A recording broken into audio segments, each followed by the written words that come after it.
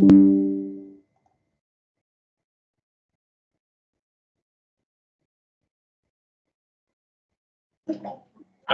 I'm just gonna mute you until it's your turn to present, okay?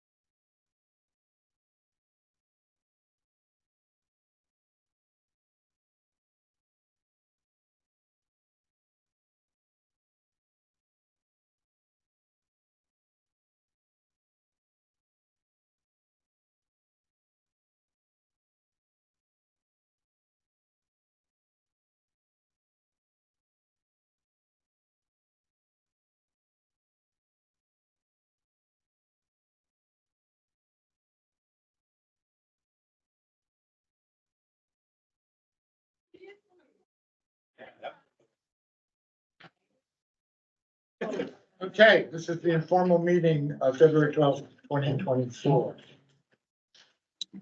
Copies of draft minutes of the January 8th and January 16th meetings have been posted on the city website. Copies of committee reports have also been posted on the city website. We have many communications. We'll come back to a couple of them. If you sent an email after 5 o'clock today and you're here and you're wondering why yours isn't included in the record yet, I was here doing this, so there was no time to add them. Anyway, moving along, we're gonna go right into our department reports. First up, Youth Center, Liz York.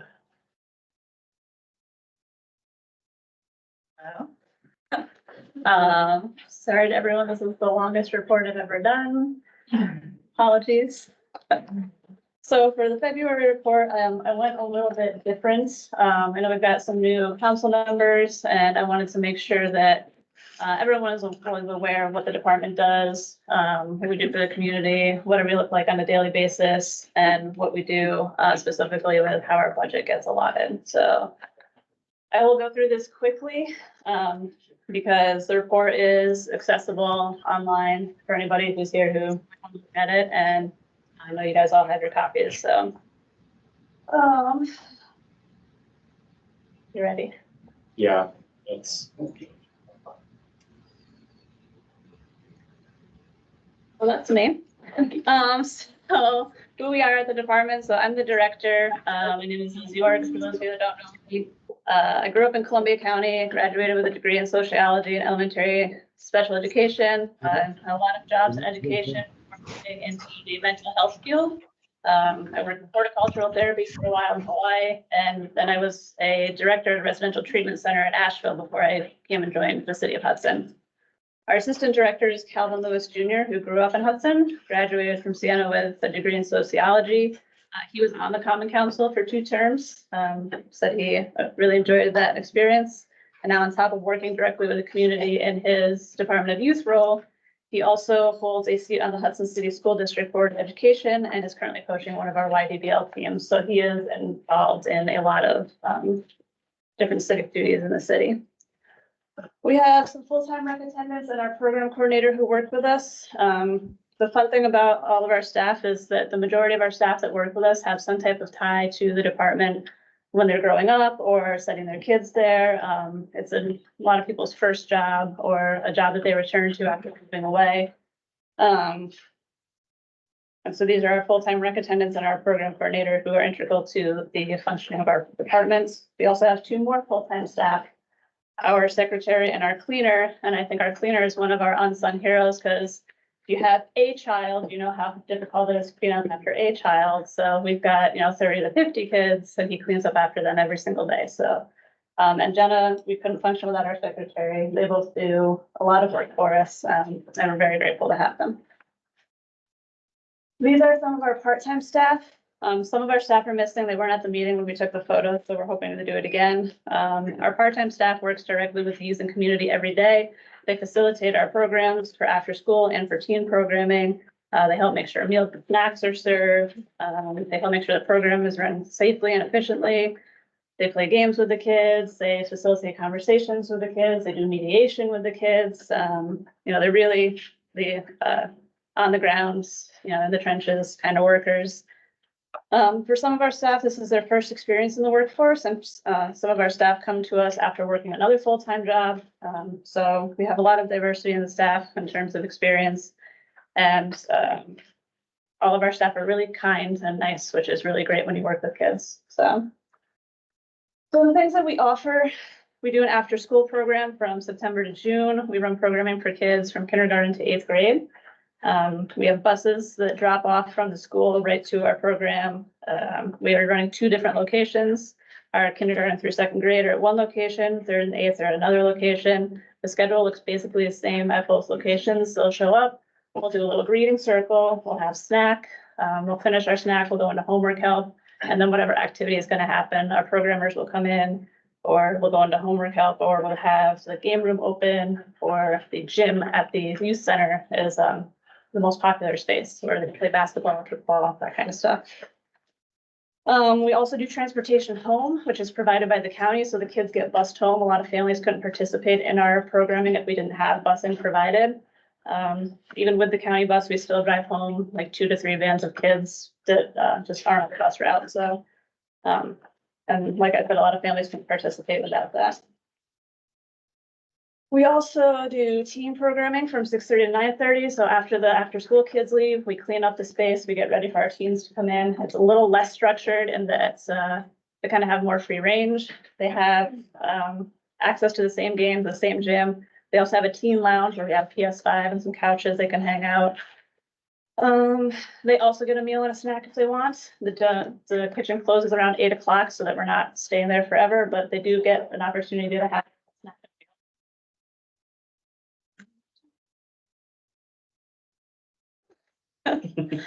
We also run a 6-week summer camp at Oakdale Park. The camp is for community members who are aged 5 through 13. By collaborating with the school district, we're able to provide breakfast and lunch at that summer camp every single day. We have a lot of activities that happen. We're one of the only summer camps in the area that have swimming every day, that have access to a beachfront right there. We do canoeing, videography, nature-based programming, arts and crafts, music classes, dance class. Circus comes and works with us there. Claremont comes, we have kayaking and fishing, and so much that happens there in those 6 weeks. The staff also lead a lot of dance parties, are pretty popular. We go on field trips. Each group takes at least one big field trip. We switch into age-appropriate groups, so there's 4 different groups that we facilitate. And the campers actually come to us from all over the county to participate in Oakdale Summer Camp. And many of our campers used to be many of our counselors used to be campers themselves. Camp is free to City of Hudson residents, and then it's $50 for the first child in a family that lives in the school district but out of the city, and then it's $100 for the first child of a family that lives out of the school district completely, and the second and third child of any family is just $20 in addition. But no families turned away due to lack of funds. We understand that there's, a lot of families that would live in Hudson if they could, and so we take that into consideration as well. So sorry, guys. We also run a bike co-op in the summer at Oakdale Park. Our head mechanic, Aaron Dyer, is really passionate about bringing the skills and accessibility. Children 10 and up can engage in a build a bike program where they pick a bike in some various stage of needing repair, and they either build it from scratch or they repair it. And then after the week long. Yeah. Some feedback, I guess. So after the process, they are able to take that bike home, knowing how to care for it and how to maintain it, and so that they'll have that skill for the rest of their lives. The bike co-op is completely funded by grants and donations through Friends of Hudson Youth, including the paychecks that go to our head mechanic and our apprentice mechanics that work with us each year. On top of the community hours that the bike co-op offers, they also run during summer camp. And we actually end up teaching campers to learn how to ride a bike every single summer. There's at least a handful of kids that learn from our staff, which is really cool. In addition to all that, we also run 2 youth sports programs each year for kids kindergarten through 6th. These are the foundational skills, because once they get into 7th grade, they can try out for modified at the school. But before then, there are no feeder youth programs run by the school. So we are that resource in the community. There's some more stuff coming up, especially with basketball and football. But for soccer and basketball, we're one of the main organizations. So in the fall, we run our Youth Department Soccer League, and in the winter, we run our basketball league. The youngest kids are doing skills and drills, learning foundational skills. And when they get in 2nd and 3rd, and then 4th and 5th, we split into teams and we make sure that they're getting the training, not only of the sport, but on teamwork. We run our soccer at Greenport Park, which they let us rent free of charge, and YDBL is run at the Hudson High School gym, which is also given to us free of charge for that program. I know there are going to be so many people that worked on a shorter report today, I swear. We also do a lot of community use and engagement.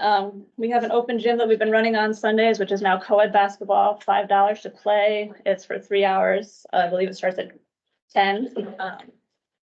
We're hoping to keep that and also add on a few more options for open gym. So if anybody's interested in anything, we've heard maybe soccer, badminton, pickleball, So just let us know what you're interested in and we can add that to our open gym.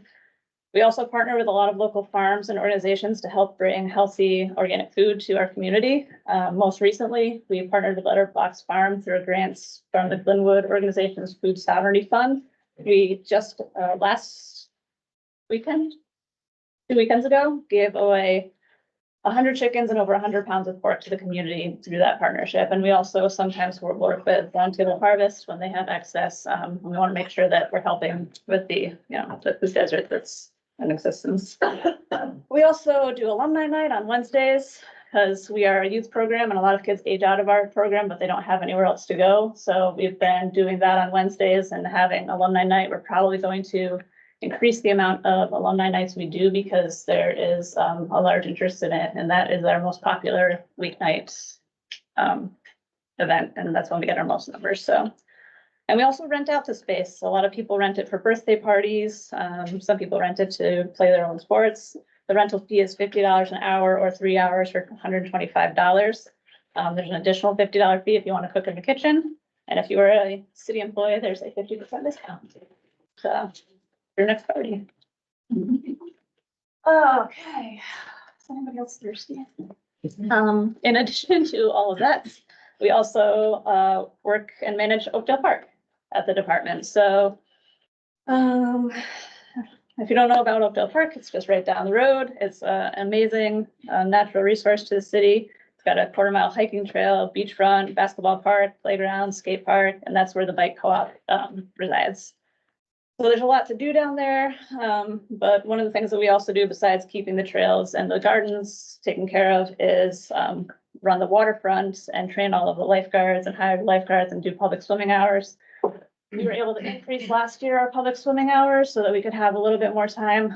We've already been reaching out to our guards to bring them back. So that hopefully this year will be open from Memorial Day to Labor Day is the goal. So.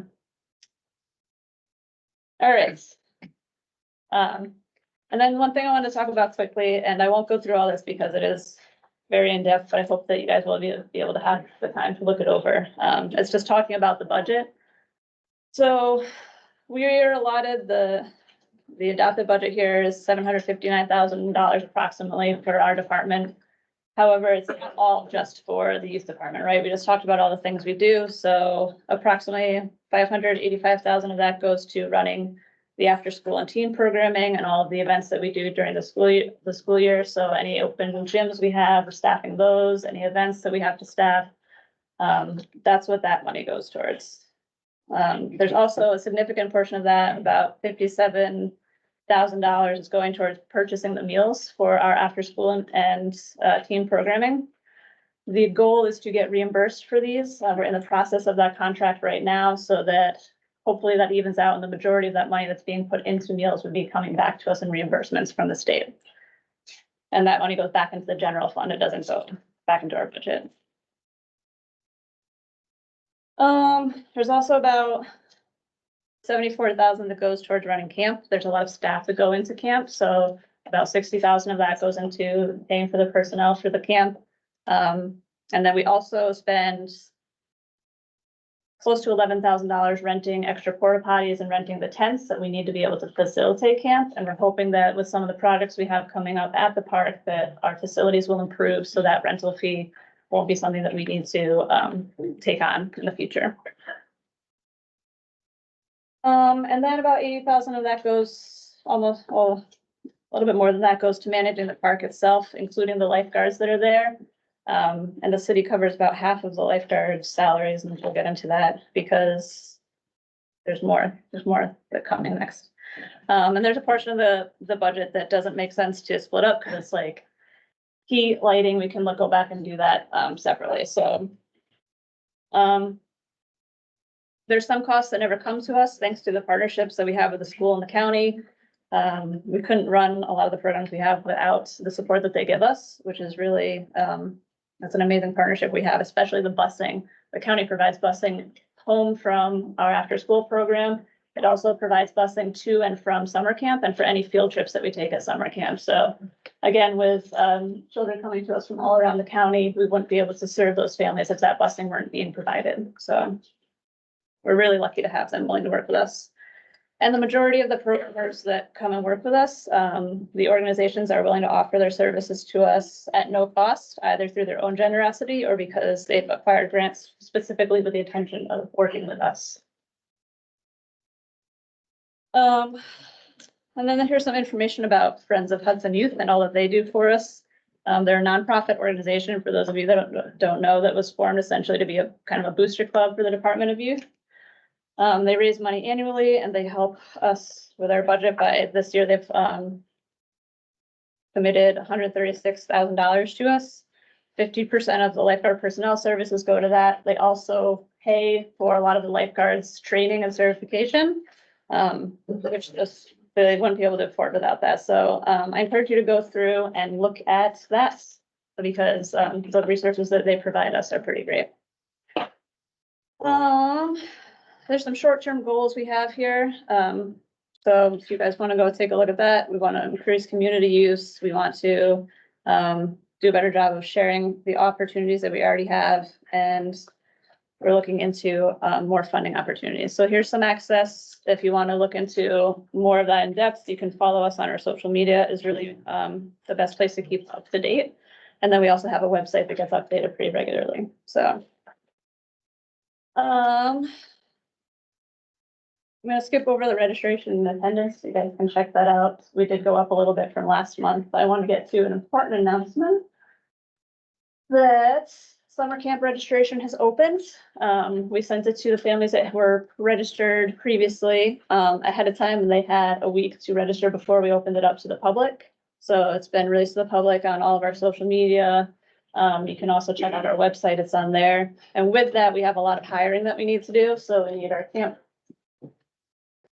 counselors, we need our lifeguards, lead bike mechanics, bike mechanic apprentices. And we're also gonna have the seasonal labor this year to help keep up with everything that needs to happen at Oakdale.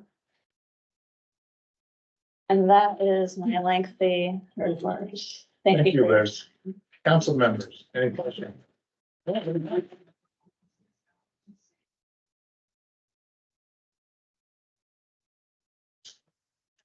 Council members, any questions? Thank you. If you have time to read it and you have any questions, just let me know. I had a question. Yeah. Back in November, when we were looking at how many unique kids have been provided with services after school in that given month. Yeah. You had 100 in the neighborhood of 104. And 1/3 of them were not. So you remember that? You sent us a Yeah. file. How does that square with the registration numbers that you're showing here? So I'm kind of, 3 to 8 is daily average of 40 students. So you have somewhere in the neighborhood of 80 to 90 kids in that age range. Is that right? From 3 to 8. And then the teen piece is the additional, what is the teen music? So to get to that 140 number, do we add up all of these? Is that how that works? Yeah, so there's. So 18, 58, yeah, I can send that to you. I can share that, yeah. Yeah, okay, that's what I Yeah. figured, but I'm just, yeah, I'll make sure I'm reading it right. Thank you. I just like parse it out, so. Yeah, thanks. All from council members? So last week, Jenny, Margaret, and I went to the New York Conference of Mayors conference up in Albany. And there's a program that the expansion of, just to FYI, that there's an expansion of swimming opportunities where then the executive budget includes $150 million for New York statewide investment in more swimming program that would grant fund programs to enhance and expand municipal swimming opportunities across the state. $60 million to build 10 new swimming pools in underserved communities. $60 million to develop and install floating pools in natural waterways, and $30 million for pop-up swimming pools that can be deployed to communities that would otherwise not have access to outdoor pools. So we thought this was a cool thing that the state is offering. Yeah. How would the city go about applying? If it's grants, I believe we have grant writers that we would share that with, and they would write the grant proposal for us and then submit it. And go through the department. I mean, if they had any question for me, yeah, for Fair sure. enough. Does those grants be a really good? Right, that'll be a great Yeah. petition, yes. Yeah. So get it to whom? The mayor's office. Yeah. The mayor's office. And then let me know if you need anything. Okay, thank you. Thank you.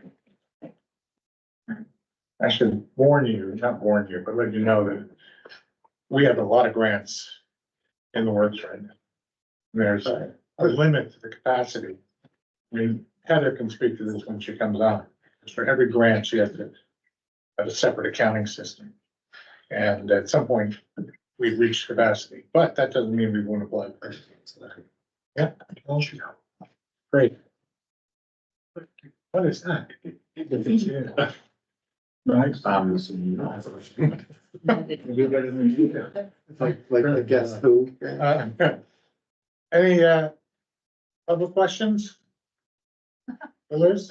Thank you. Thanks, Liz. Next up is Nia, who is online. I believe. So. Oh, there I am. So Nia, unmute when you're ready.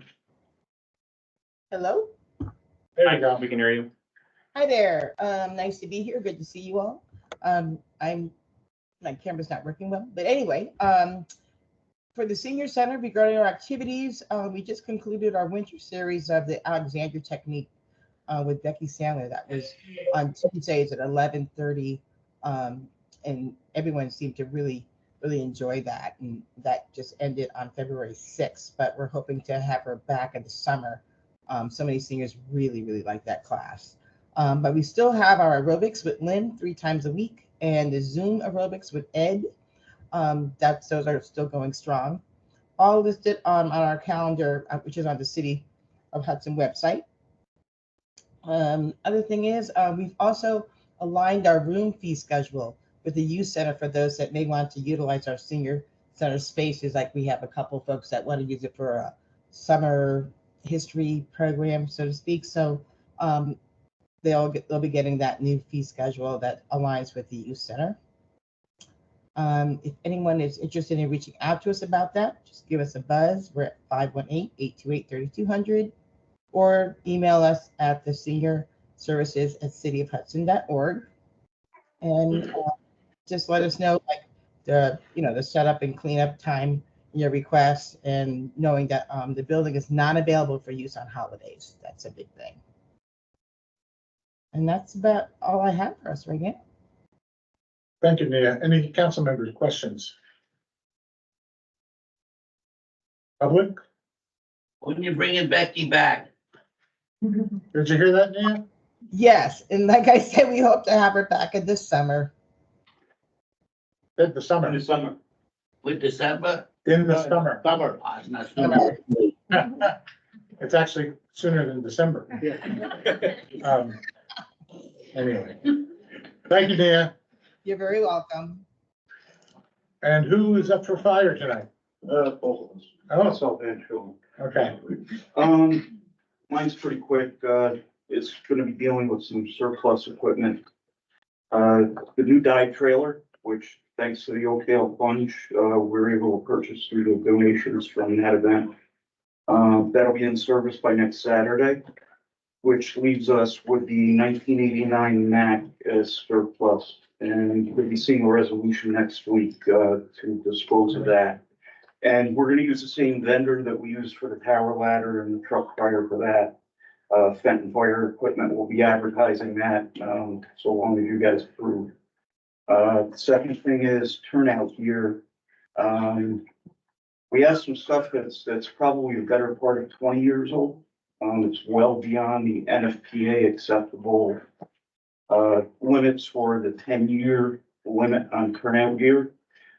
We have a rural fire department in Arkansas that can't afford their own, and we'd like to donate it to them. They're gonna be in Cleveland, Ohio, probably within the next month or so, and they're willing to meet us halfway to dispose of it.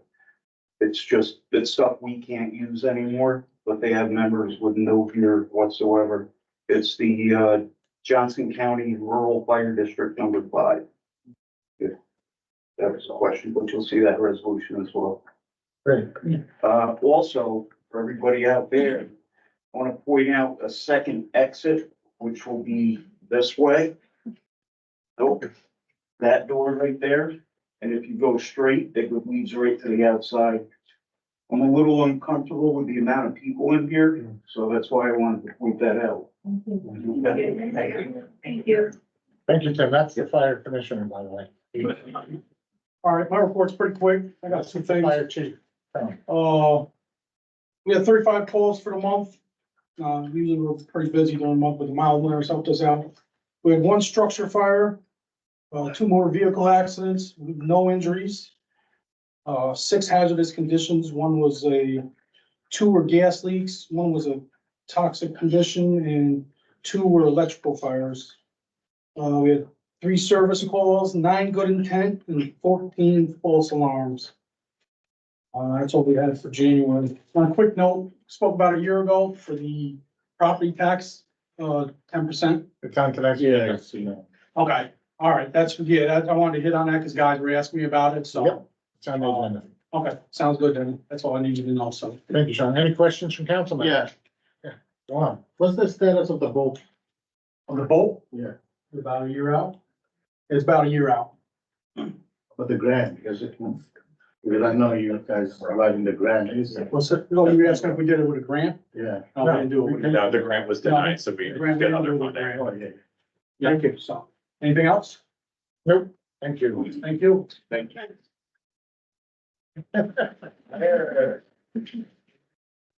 Heather, are you with us online? I don't see your name. Hmm. Yes, no, she is. Heather, you're muted.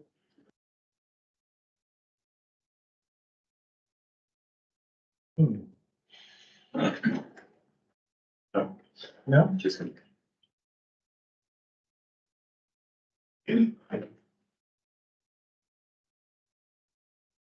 Dinner? She's not having connectivity problems. Okay, let's skip Heather for now and go to our chief of police, Chief Michelle Franklin. Hello, everyone. So per the mayor's executive order for the body worn camera reports, there was nothing in any of those reports that would indicate training or disciplinary action. And then we'll move right into the regular monthly report. Number of use of force incidents for January was 0. And the number of arrests and bookings were 24 arrests for a number of 37 total charges. Number of emotionally disturbed persons calls were 8, and I'll address something with that at the end. And then number of calls involving drug overdose or suspected drug overdose was 1. That was actually reported by the hospital for a patient in the hospital who was suspected of overdosing while there. But she was fine. As far as the number of emotionally disturbed people, right, we've seen an uptick, obviously, over the course of past couple of years with that. And it's been brought to my attention by several people that a lot of those members of our community are in the park. And I'm currently working with mental health court, Carol Roberts, and the DA's office to try to figure out some other solution to what has been going on. There's no good solution right now. However, we're working on that to try to figure something out in the meantime. Because a lot of those people are displaced right now and also sanctioned from DSS, so it makes it difficult for everyone to be put somewhere, unfortunately.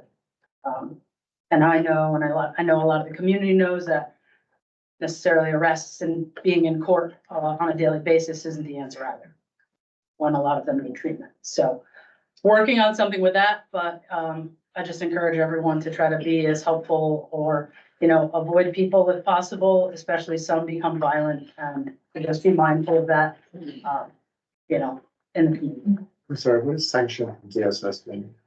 It essentially means that DSS isn't willing to put them anywhere because they've already been violent at hotels that they have been put up, or they've done something or not followed treatment, or they've done something that prevents them from being accepted in housing.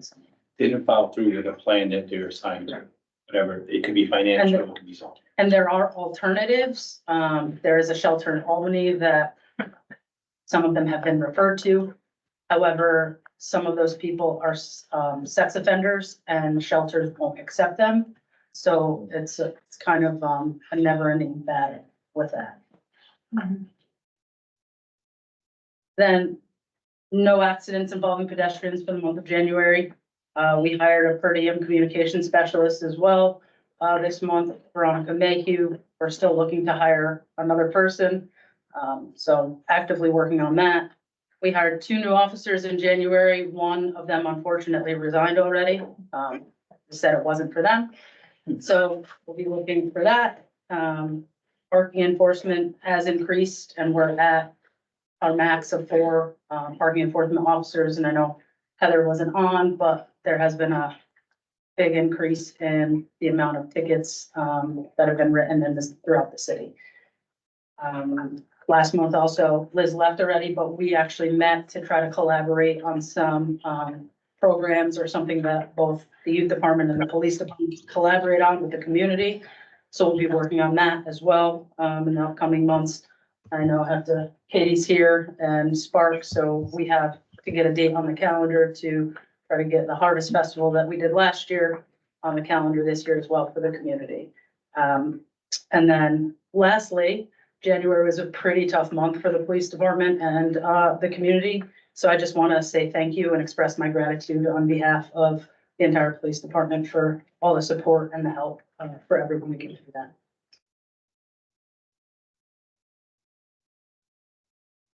Thank you, Ms. Shonda. Chief, any questions? Vicky? Yes, I have questions. So at Paddock, where the stop sign was removed, I noticed that we have over 26 tickets were given for no-stop driving on stop sign. When are we gonna be putting the sign back up? Where is the sign? When are we gonna put it? Because we're losing money not having it up. Yeah, so I did ask the commissioner after the last meeting about that.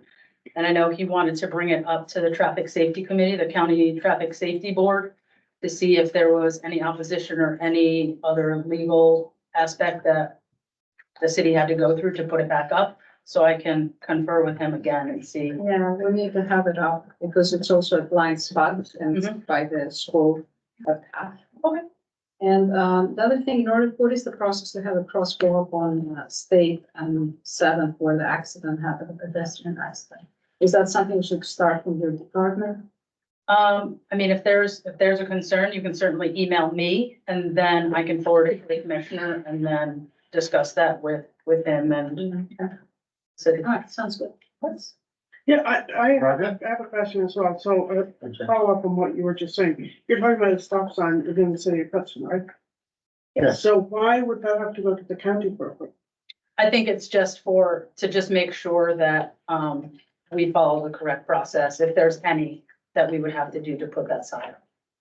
I do understand the commissioner has that capability to do that. Authority Yes. To that person. Yes. I have a question that probably may not be for you, it might be for Michael. So when we did the, couple of months ago, we did the amnesty on parking tickets that were X years old. Yeah. That has closed. Yeah. How much revenue did we get back on it? That we're gonna have to put towards the parking bureau, the revenue department under Tracy. So we'll have to ask. You know, I don't have the numbers up my head. Was there much of a response? Any idea? I honestly can't tell. Okay, all right. But I don't have the answer. Yeah, no, I didn't think it would be for you. Thank you. Any other questions from council members? Well, I just want to let you know about the Columbia Turnpike, that blinking light we have in there. Hmm? It's one of the dangerous intersection in city of Hudson. And Where is it? I'm sorry. by the hospital. Yes, the prospect with the triangle. The triangle that- thing, Yes. It is very dangerous in there. Personally, I got it, almost hit so many times when I drive that way. So many people, they even do a stopping there. So I think we have to do something about that. Okay, if you want to send me an email, I can do the I same and think then, it's my coming tonight hasn't done. Well, we're also gonna bring it up to DPW because obviously. Yeah. It's gonna be a design element. okay. You know. I agree. I don't like that. Yes. I mean, I've lived here my whole life and I don't really like that intersection. So, That's very dangerous. Not the clip window. Which one was that? That's kind of Bermuda Triangle. Where, exactly, You know, you're still in my life. Yeah. No, I never got that. Is there another question, Margaret? Yeah, I did. That reminded me of it. We talked about this a couple of months ago Mhm. when we had the new, process in place in front of Stewart's. Yes. And somebody brought it up in the last month. So when you're coming down Fairview, to turn right on Green, I okay? think there was the question about It was, it right can, on red. can we right? put a sign up that says no right turn on red? Because what's happening, you can't actually see, if it's red, you cannot see the traffic coming down, I think it's Spring Street because of the angle. Yeah. And people are stopping reasonably because they can't actually see and they're waiting. And drivers behind are getting impatient and so on. And at the same time, if you think you can turn, because there's no reason not to turn right on red if there's no sign, Right. it's quite dangerous. So is there any way to put a sign up to say no turn on red? I hear what you're saying and I don't disagree. However, that is not, it's not my decision to put the sign there. Who It we would be the talking to? commissioners. Right, so could you bring that up to him? I can, I just, it becomes a conflict for me to put a sign up that we would then enforce. That's the only, Oh, okay, that's the conflict that I have with it. I see, I see. But could we write to the commissioner and bring it up to him? Yes, absolutely. Okay, okay, all Absolutely. right. All right, that's fine. You're talking about the public works, correct? No. No. Police commissioner. So it's not a conflict for you to enforce if the police commissioner puts it up, is that correct? Well, the police commissioner, works for the city. Gotcha, got it. Okay, now I got it. Yeah, okay, got it. So, well, yeah, I'll just send him an email. Great. Any other questions from council members? Or the public? Okay, thank you, Chief. Thank you. Thanks. Well. Heather, are you with us now? Yeah. Seems to be having connectivity problems. So how about, is Rob there? Rob is here. Okay, take it away. Take me away. Where's my little Oh, share screen? start, There you go. Share Can you- screen. Hello, Rob, can you hear me? Yeah, I hear you. Before we go into your report, could you address what was just brought up about the Bermuda Triangle of Hudson?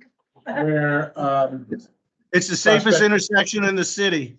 There's no accidents there. Because everybody knows it's risky and everybody slows down and pays attention.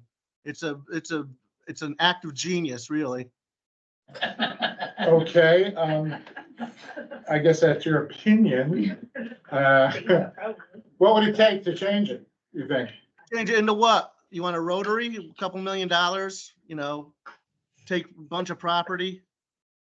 Right. You'd have to excavate and relocate all the utilities because, your approaches aren't, you don't have any sight lines. You have the, the contours of the earth. And it doesn't meet any standard for anything. You'd have to literally level the whole thing and it would still be like when you go to the Chatham Fair, that little bobsled thing that goes up and down and round and round. And that's exactly what it would be like. Well, thank you for your opinion, Rob. It's not the first time this Okay. has come up. It's about the 35th time. So I know. I've I got, knew I've that. got my routine down pretty well. Right, no, I knew you would. Trying to So, get my now little- your report, please. Where's my share screen? I got a different kind of a. Is the share screen here somewhere? Did it move? It should be up in the upper right corner, a share button.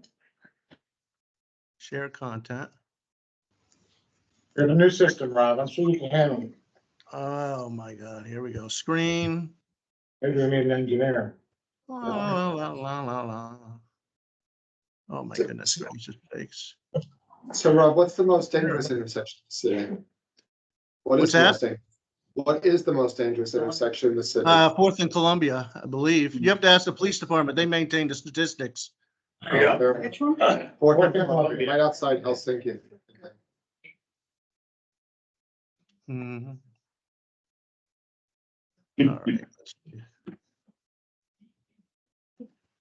Oh, damn it. This is terrible. Who did this? There we go. We have to five. I don't know. Rob, if you would prefer, I can share your report. Since it is online. Yeah, if you don't mind, I don't know where the hell it is. I don't know the system. Okay, just one moment while I pull it up.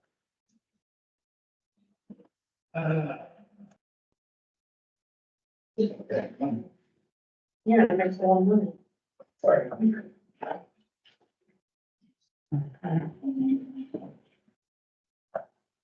No, the picture one, the other one.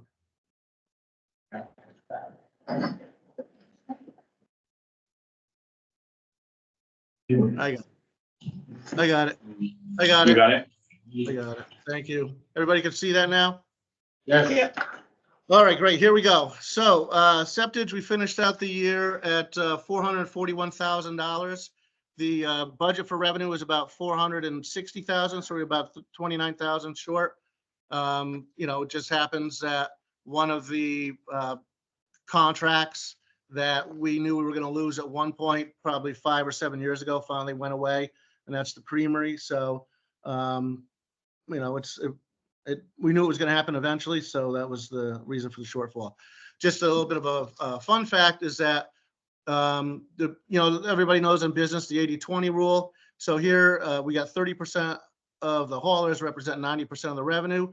And my favorite fact is the total revenue in the septage station, as it represents flow going through the plant, is less than 0.5%, but the cash revenue represents 30% of the revenue for the fund. So for those of you not familiar with margins, that's a really good one. So a year or so ago, we received a $120,000 grant for a planning grant, and that was to basically characterize our system, model it, and come up with what it would take to take our 200-year-old stone sewer system and make it something, modern, efficient, and update it. And so what we did is that grant created a document that's about 8 inches thick, and it breaks the city into 3 different projects. Each of them is about $60 million. EFC would not allow us to put in the request for a full 180 million. So we did win. If you're aware, the bipartisan infrastructure law, this was something that Congress actually agreed upon last year. And the maximum you could get was $50 million, and we were awarded that. So what it is it's a $50 million project. $25 million is a grant, which means there's a zero match. The other $25 million would be a 0% interest for 30 years. So the project that we were awarded for is a $58 million project. We will also be making an application for a WIA, which is a water infrastructure, and a WQIP, which is a water quality improvement, to help bring that the city's local share down even further. But this is something that we've kind of been working on for several years. We were just waiting for the opportunity for the government to create that opportunity, and now we have it. So you will see a bond resolution coming forth next week, and it's going to say for $58 million. It does identify that this bill grant is a significant portion of it. We do have the ability to still seek for other funding resources, but that's one of the minimum requirements that EFC, which is the Environmental Facilities Corporation, which is basically the bank for DEC, they require that bond resolution in order for us to advance with this. They basically, only serious inquiries. So you will see that next week, and Heather can describe a little bit more if you have questions when she's next. There's our septage revenue. It didn't scan very well, but it's what I just spoke about. You've got 30% of the haulers, 90% of the waste. In December, and I apologize, this is a kind of a double meeting because I wasn't available. My parents had some serious health issues, so I was in Florida last month. So I'm making up for December or January and this month. So we had heavy rains back in December, and just to give you an idea of how heavy, this is the boat launch. You can see that it's well underwater. This is Mill Street, and it was 4.5 inches of rain. This pump station actually overflowed. It wasn't because it wasn't able to handle the capacity of the flows. It's because there were several manholes that were underwater, and no matter how big your pumps are, you're not gonna be able to pump the Hudson River. So it's kind of the issue with that area. We, just as a point, I get calls about the road closed on Bay Road, which is South Third Street, if you will, or 9G. The reality is the road doesn't flood within the city limits. It floods in the town of Greenport at the base of Mount Marino. And it's not the city of Hudson that closes the road. It's New York State Police, because once you hit the town border, it becomes a state highway. So we put signs up in Hudson, but it's not a Hudson issue.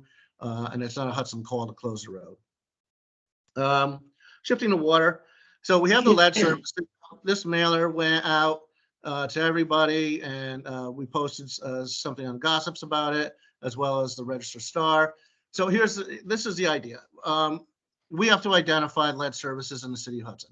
Now, I understand that it's, people like want to go in their basement or whatever, but by doing this simple test with the QR code, it's on the website, you can get a link to it. You scratch with a coin, you use a magnet. All you do is input that data. It takes less than 5 minutes. Here's the thing, all right? If only 60 people have done this so far, and there's over 2,000 connections. Of the 60, you are able to identify about a third that have lead. Once we identify that there's lead anywhere on the service, as far as the EPA is concerned, the whole line is lead, and we move forward. We don't need to do any further investigation. So for the 2/3 that had copper, galvanized, or whatever else, now we have to consider some further investigation that is not inside of the house where it's very easy to go. So all we're doing is asking for a little public assistance to just help us, kind of winnow away at this, 2,000 different services. Now, there's been some comparison, as always, to Greenport, and we know how much I love being compared to Greenport. So, let's just talk about some simple numbers here. Hudson's homes were built in the 1800s and early 1900s, except for the boulevards. Lead was used. It wasn't banned until 1986, and copper wasn't really introduced until the 1940s. So a significant portion of our housing stock is in that target area for when lead was just used everywhere. Now it's possible that people have upgraded over the years, and we have some records for that, but we don't have complete records, which is why if people are able to identify something in their basement, it gives us a little something more to go on. And just to kind of compare, but Greenport has 1,200 connections. We have over 2,000 connections. And when I spoke to the retired superintendent of water and sewer on Friday night, he told me that they found 6 lead services in the Greenport Water District. So this is a very different animal, and that's why we're trying to do a multi-tiered approach. The next approach is we're going to have to send people door to door. We would like to have that list as small as possible, but it's just going to be more of an inconvenience trying to schedule for everybody, when we're talking about thousands of connections. So that's my spiel on that. This is the maintenance time of year where we do internal. So these are just a couple of solenoids. You can see the old one on the left, the new one on the right. These power the waste gates and our filters. We have some injection ports. You can see the water has worn them down a little bit and discolored them where they're inside the main. And the little white kind of is where the chemicals are reacting with the plastic. So, we do this annually. We upgrade them so that way everything works just fine. These are the filters. The green is just a photo thing that's not really green. What you'll see is just kind of this brownish, and that's the staining from the oxidant that gets put in the water at the reservoir. Back to, this is some maintenance out at the forge, pulling material from away from that. And last year I talked about, we have found some seepage at the reservoir dam. As I tell people, the dam is not a solid piece of concrete like the Hoover Dam might be considered. So it does, we have weep holes in it. It is, semi-permeable. In this instance, we had the contract. They came and drilled several holes. They installed these little Zerk packers or something like that. Anyway, a screwdriver compresses it. The gasket expands, and then they inject a polymer in there, and the polymer reacts with the water and tightens it right up. After that, we installed some more footing drains and backfilled. Back to the December rains. So what happened is 4.5 inches of rain, brought the water level to 6 inches above the spillway at 1 foot or 12 inches. This is when we do condition yellow. At this point, it starts to trigger certain events. We let emergency management, we allow DEC to know that that's where we are. It's not necessarily a dangerous thing, but it's a triggering point. But at 10 inches, the auxiliary spillway actually kicks in. And so we go from 150-foot wide spillway to 2. And this is the water approaching the auxiliary spillway. It was 4 inches short. If it had, 4 inches more water, it would have started discharging there as well as the main spillway. This was just that ravine that we cleaned up over by 7th Street Park in between Oakdale or 7th Street Fire Station and Oakdale. These are the bales that went down to keep it. Regular seasonal stuff, bringing in Santa's Village and refurbishing the flag post. Let's see what else we got here. We did do one mini little snow removal stuff. This was for Senior Sergeant Philly's funeral. We wanted to clean the area up, make it so that way, all the officials and everything, didn't have to climb over snowbanks. The light towers, 1 were our, 2 were borrowed from emergency management. Everybody really came together to make sure that process went along as smoothly as possible. And may God rest Chris's soul. Last storm we had, here's our truck going down, just doing its thing. But we also, as part of shared services, this is a DOT truck. DOT runs 24 hours a day during events. So, they'll actually, around the hospital and some other areas, they'll actually plow and salt on our behalf, whether we're out or not, just to make sure that these critical infrastructures are open. We also were doing some work. We had some leftover money in the salt fund. So we're building a lean-to the salt shed for storage of our, winter plows and things like that, get them out of the elements.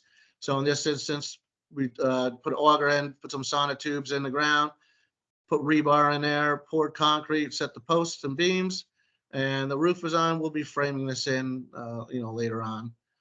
This is the cemetery house, and this was a resolution that kind of came out of nowhere last month because we didn't expect it. But this is a 40-year-old boiler, and it died, and so it's got a new boiler in there and all properly zoned. We just a couple notes. We have the asbestos abatement is scheduled for President's Week. It's only anticipated to take about 3 or 4 days, and at that point, once that project's done, we'll be doing some deeper cleaning, and then we'll put a schedule on to get everybody back to their home at the City Hall. We have a paving. It was supposed to happen last fall. There was some conflicts with Mullen and their gas work for National Grid and where our pavers needed to be. So that got pushed off. You'll start seeing the ADA ramps probably in March. We'll be getting on those. Also, the county hazard mitigation plan gets done like every 6 or 8 years. That is up for renewal. So this time there's more of an emphasis on public input. So you'll see some notices on the website and with some links forthcoming for the public to participate and identify various resources within the city of Hudson. Let's see, Ferry Street Bridge. So award concurrence, because DOT doesn't use English. They have their own language. This basically means that we opened the bids in September. We sent our notice of award and the engineers' documents to DOT back in October, and 2.5 months later, they determined that what the engineers said was correct. So that basically means we are now officially in the construction portion of the project. So this is just a portion of the construction schedule. A lot of the items deal with preparing submittals. A submittal is basically, if we say we need to have a certain type of lamppost, they go out and find the vendor with that lamppost and send it to the engineer. Does this match the requirements? Yes, it matches the requirements. DOT reviews it. Boom, everybody says, yep, matches requirements. Then they go purchase it. And that's got to go through with everything, for the rebar, the truss system, to the granite, the backfill. It all has to be, presented to, reviewed by, and approved by. So that's a lot of the system right now. Within the next couple of weeks, we got some tree removal and grubbing, which is necessary because we need utility poles to be relocated. once the utility poles are relocated, then they can start working on the approaches, which are the roads that go toward the bridge, and get it ready for demolition. We are anticipating demolition to start sometime in April, given the current schedule. And some of this will take place during night. And the reason is because they can't move slabs of steel over tracks when trains are actively on the rail. So there will be this and portion of when they're setting the structure will also probably take place at night. The rest of it will take place during the daytime. All the prep work whenever it takes place during the daytime. And this is just a kind of an idea of the demo plan. You got 2 excavators on either side pulling deck work off. This is the truss system that they'll have to develop to yank the beams off and obviously keep things off the tracks. It's a pretty complex process for sure.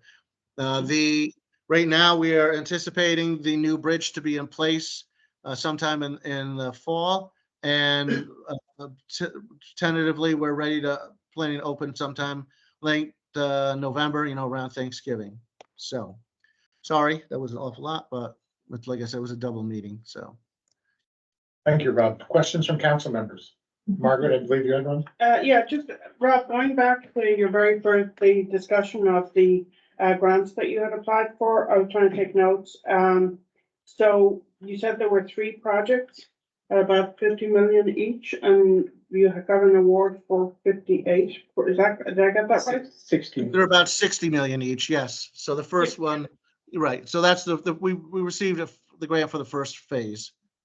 So what will the first phase actually be? It's mostly it's a lot of Columbia Street because those are the old stone sewers and the roads crap because everything collapses every time it rains, and portions upstream of the overflow for CSO 6, which is by the Central Fire Station.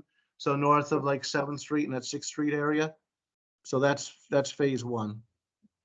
So, but after you do phase 1, then you'll still be continuing on with the others, right? Throughout the rest of the city. We'll make another application as soon as there's another round of this bill money. Then we'll absolutely make another request for the next round. And so, do you know when that will be starting? I mean, I know you have to have resolutions. It'll be a couple of years. It's going to take a couple of years to design and go through all the reviews, and DEC is going to have to review everything. So, I would imagine construction probably in 2026. Okay. I had one other question for you. I did actually do the test in my basement, but I just didn't send you the result yet. That's quite all right. Of the 60, and when I was reading up on it, apparently copper and lead magnets don't stick to either, correct? Just so you have to scratch it. Yeah, I did scratch it, but Inconclusive? inconclusive to me, the magnet isn't sticking. I'm curious to know of the folks who did submit responses, are they all reporting that? No, I actually showed you the sheet there. It's I can go back to it. Anyway, 60 people have responded so far, and a third or 20 of them have found lead, and the other 40 have found something else. I have a follow-up for just the same, the lead service line. You mentioned that, well, actually looked it up as well.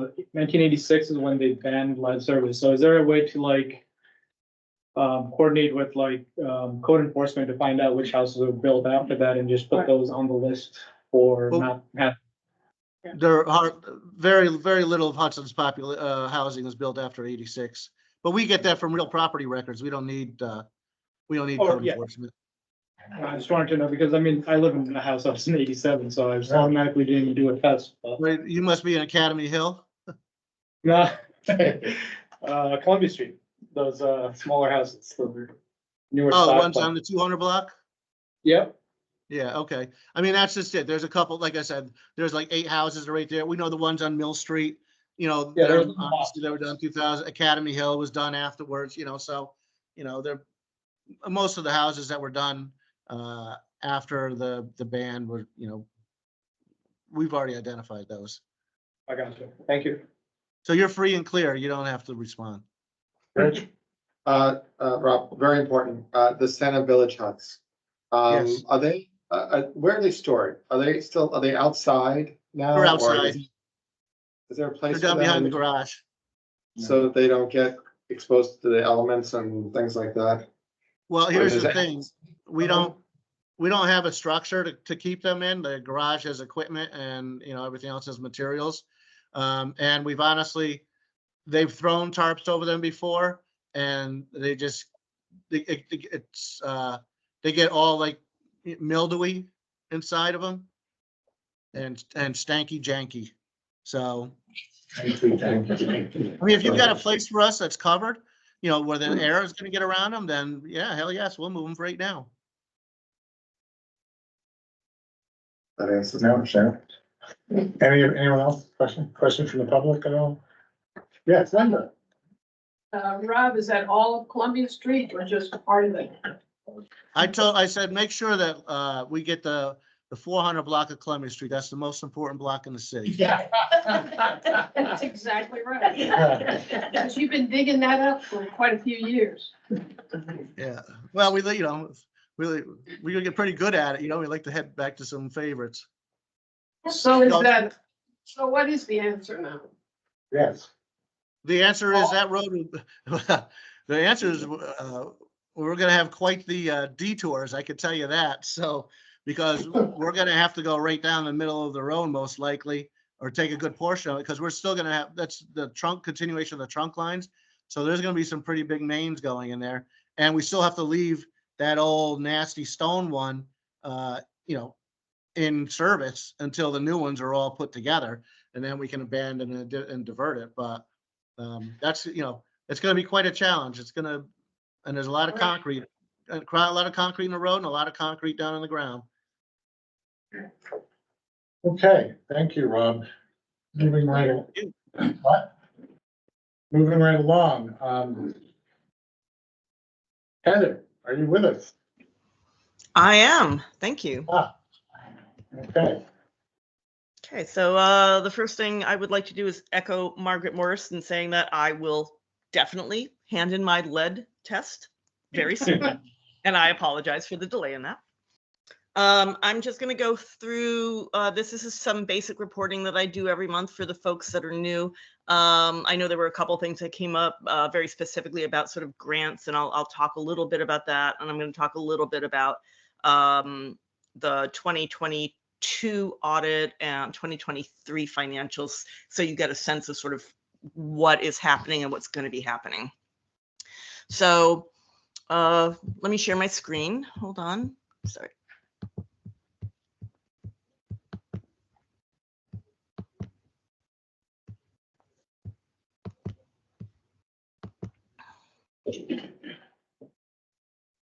Okay, and let me make this a little bigger for. Okay.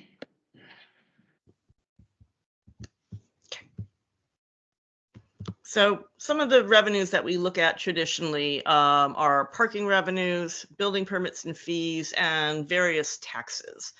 So right now we're looking at basically January's performance of 2024. That's technically, 8.3% of the year to date, but many of these revenues are not, equal every month, so they tend to trend. But this gives you an idea of where we're started. Last month, I actually ended up forwarding you guys because I had a technological problem. The 2023 actuals to date, I've replicated those here. They are subject to change, however, because from an accounting standpoint, we will receive revenues in, basically early 2024 that are actually for 2023. And so that's what's called a chargeback. And so that's a whole accounting maneuver that we have to go through. We generally don't do that until we quote unquote close the books for 2023, which we generally try and do in March of the following year. So in this case, March of 2024. Then we go in and we make all the adjustments we have to make too, so that we're accurately reflecting the revenue that was earned in 2023, regardless of when it was received. So that first column that you're seeing of 925,000 and change for the various parking revenues is subject to change, pretty much only going up. The next column is the 2024 budget. So you can see that we budgeted a little more aggressively compared to where we came in 2023, 963 versus 925. We're only 1 month in, so there's not a lot of, visibility at this point. But you can see where we're coming in, and we're like, if you want to be at roughly 8%, we're at 6% versus budget and 7% versus a year ago. So for 1 month, we're on track. Same thing for building permits and fees. Again, you can see that we actually underestimated, and I apologize, that last column heading should be 2024 for the next two. I missed that in the edit. But you can see that we really had a very, very, very strong last couple of months for building permits in 2023, pretty much after the point, in fact, that we had to determine what our budget estimate was. So you can see that the budget estimate is not nearly as high as what our actuals were. We do think that there are some other major projects starting, and we should see probably beating that number pretty substantially, hopefully. Sales, mortgage, and lodging tax. I left this chart in just so you all know that this is something that we tend to track. You can see that for sales tax, so sales tax is delayed approximately a month or two in terms of when it's earned versus when we receive it. The state sent it to the county, then the county distributes it to us. So we just got our fourth payment of sales tax for 2023 like a week or two ago. So I've added that in. That's another one of those things that we're going to have to go in and charge back to 2023. So you can see that our 2024 budget is looking reasonable compared to that. A lot of people have been concerned that the sales tax might, ebb given, the coronavirus and everybody being at home and spending a lot and buying a lot of things online and that getting redistributed. But so far, knock on wood, our distributions and, the county's sales tax as a whole has been continuing to be solid. So obviously we're going to be keeping an eye on that for every quarter that we get in, and I'll be reporting that to you so we can all have a sense of whether that trend is, the trend is going to change or not. But right now I'm feeling pretty confident that that's a doable number. There you go.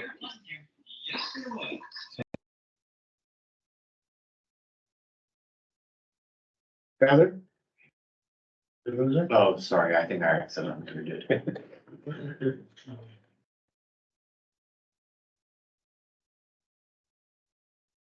Sorry, Heather, can you unmute yourself? I think I accidentally muted you. Sure. She's still on. She's sharing. Darn you. Sorry. How long ago did you mute me?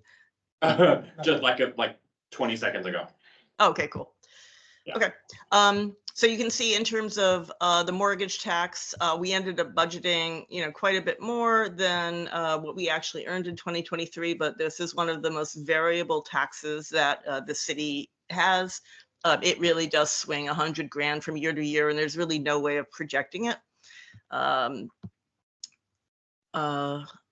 And then lodging tax, this is the 460 is only through November because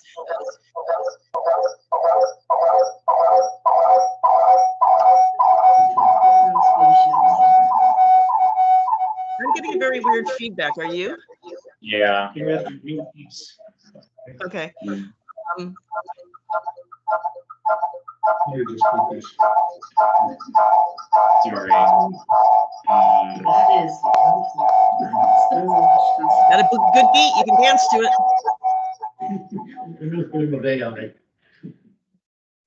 Okay. Nope. Is there?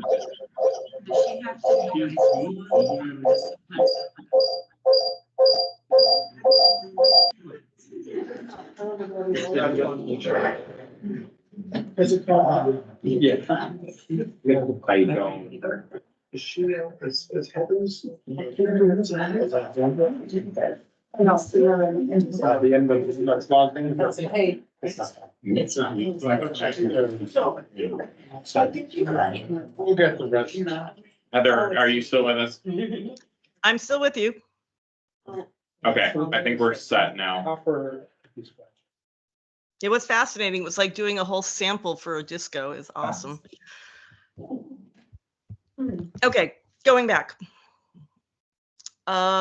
So again, the lodging tax number for 2023, that's a number that we cannot finalize until basically at the earliest, the end of January, and realistically the end of March, because of the timing of the lodging tax filing, which is not the same fiscal year as the city's fiscal year, we have to charge a certain amount of what was collected in the March filing back to the prior year. And obviously we don't know that till March. So that 460 to the 550 is not as big of a gap as it seems. Okay. So operationally, you will have seen that we finally finished the 22 audited financial statements. This is later than it should have been, but that's primarily because 2021 was exceptionally late for reasons that are unknown to me. There was just issues with our auditor at the time, but we did a full court press and we got 2022 done in a relatively short amount of time. So that's been issued to you as the council. It's up on the city website. It's been issued to a variety of entities that need to know that. HRC, because we have grants and HRC requires that a single federal audit be done if we spend more than $750,000 of federal grant monies, which starts to tie into what Tom was talking about in terms of the complexities of the grants that the city has. Standard & Poor's, because we're on the municipal market, so we have a market rating, which directly impacts, the rates that we get when we issue bonds. EMA, which is the municipal market bond website, basically, and it's up on the city website. I'm certainly happy to reach out to the auditors if the council as a whole would like them to come and present a top line of the 2022 financials. Tom, I assume you'll let me know if you would like that to happen. I would like that to happen because I saw there were some recommendations. Yeah, I wanted to ask, I had a question about the So we Yep, can wait for that's that. fine. And not surprisingly, a fair amount of the discrepancies that she found, not surprisingly, also related to grants and grant income. So it's a lot more complicated than, oh, let's get a grant. Yay, we've got money. At least from my perspective. From everybody else's perspective, it's easy peasy. From our perspective, from a financial standpoint, it's actually highly challenging. So we'll get to that when you want to ask your questions. As I think some of you at least know, we converted to a payroll company as of January 1st. It has been a bear, I'm not going to lie. Two of the people, one that works for me and one works for Rob, Danielle Hoteling and Sam Oliver, have been working their butts off to try and make this work. And we've gotten a lot of headway done in the last month. So we're cautiously optimistic that in the next payroll or two, it will actually start running smoothly. But unfortunately, there were many more issues that I don't understand why they happened to start with that had to be clarified. This one is, if I had a little red exclamation point like they do in Outlook, I would have one next to this. As you all know, the city passed a sidewalk improvement district. The question is, and the determination was made that those fees were going to be added onto the city tax roll, the city tax bills. So I have been working with real property and working with the assessor to determine how that's going to happen. The good news is that we believe that they do. So for those of you that don't know, the Office of Real Property and the city assessor are responsible for creating the assessment roll every year. The assessment roll is basically every property, what its status is, whether it's exempt or not exempt, whether it has exemptions, not a star exemption because that's only for school tax, but it would still be part of the exemption roll because the school and the city and the county all use the same assessment roll. But also, you know, if you have a veterans or a seniors discount, all of those. So that is a database that comes out of the Office of Real Property, and the city's component of that is managed by the city assessor. So the question is, how do we get these extra fees onto the tax roll? So I have met with Suzette Bowie, who's the director of real property at the county level, and she's indicated that if, you know, the sidewalk, the public service department or the board that the sidewalk improvement district has created, basically she has provided a format in which that board can provide the fees that need to be added to each tax bill, and those would get added on. Further research has indicated that in addition to that, although it doesn't have to be on the so the assessor issues a tentative tax roll in May, and that's or April or May, I think it's May 1st. And that's the role where people can initially look at it, property owners, and can say, oh, I want to contest that. And then they go and they contest their assessments in front of the assessment board, the bar, or, you know, through other means. As of July 1st, that assessment roll becomes the final roll. And that's what our taxes are based off of for the next year and so forth. So long story short, July 1st is the day that that final assessment roll has to be finalized, which means all of those sidewalk improvement district fees have to be provided to real property to be added onto their assessment roll prior to that. And I'm still waiting to hear from Suzette how much prior it has to be to that, but I'm assuming at minimum it would be June 15th and probably more likely June 1st.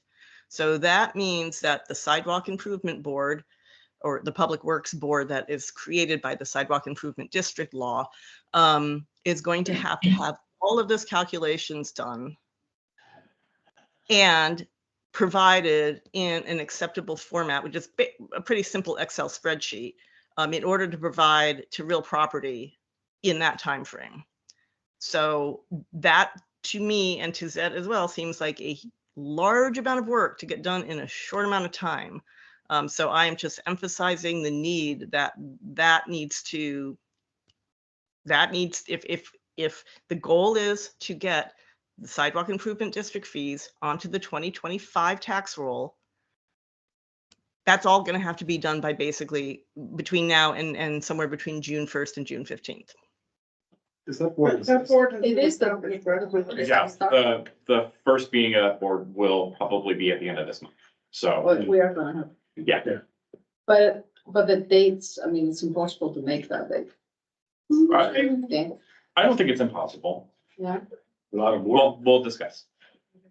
Heather, when you talk about the spreadsheet and the information on the assessments and so on, my recollection when we were putting this together was you're gonna work with an estimate in the first year, per year, correct? And I think we had. No, that was for the budget. That wasn't for assessing fees, as far as I know, based on my reading of the law. I could be wrong though, but my reading of the law said that the first year's budget that the board is going to determine. So the board's going to determine A, the fees by property, B, the budget they're going to spend that year, and C, the actual projects, the streets and whatever they're going to do with that budget. The fees by property we had established. Yeah. Right? Yeah. So that. No offense, but you have not established the fees by property. That is what the board has to do. You have established a formula. And you've established a fairly complicated formula that includes square footage of a house and frontage and the amount of sidewalks and where they're located geographically. All of that is going to have to be determined and then put into that formula and calculated so that you can say 736 Warren Street, their sidewalk fee is going to be $310 or whatever it is. That's what we're going to need from you, the board, in order to give to real property to get it onto the tax bill. So thank you for reminding me of that, but what they're going to need to see then is a spreadsheet with that information filled in for every property in Hudson, correct? That is correct. So I think the first step for that group to work with is to get an Excel file from real property, but these are all the properties that you have to provide us with information and then start working on it. Yeah. Well, I mean, yes, sure. I mean, you also, as part of the law, there were a number of properties that were exempt, mostly Academy Hill because they manage their own sidewalks and city-owned property. I'm not sure what all the details were because I wasn't really involved in that. It's just based on my reading of it. But yeah, so you would have to take the total. Heather, can we not get into the complexity of it right now? We Yep, have like nope, that's over fine. 50 people waiting for other things. Yeah. Oh, sorry. Okay. Okay, no problem. Then I will skip through the rest of this very quickly then. Okay. Yeah, we're still working on the GL new software. We talked about grants. We don't have to talk about that tonight if you don't want, but I'd be happy either next month to give you somewhat more detail in terms of the complexities of what we're dealing with. Right, and that'll be easier since we're now gonna break off this into a finance committee. Right. So you'll have plenty of time to go into the details. To go into great detail. Yes, absolutely. As long as you want, hours. It could take hours. So I think the main thing in terms of resolutions is one of the resolutions you're going to see for this week. Unfortunately, also relates to Sergeant Philly. The first one is fairly straightforward in that, you know, he has accruals that he's going to be paid out and they were not budgeted in the 2023 budget. I mean, sorry, the 2024 budget. So once HPD does a calculation of what those amounts are, you'll see a resolution for that.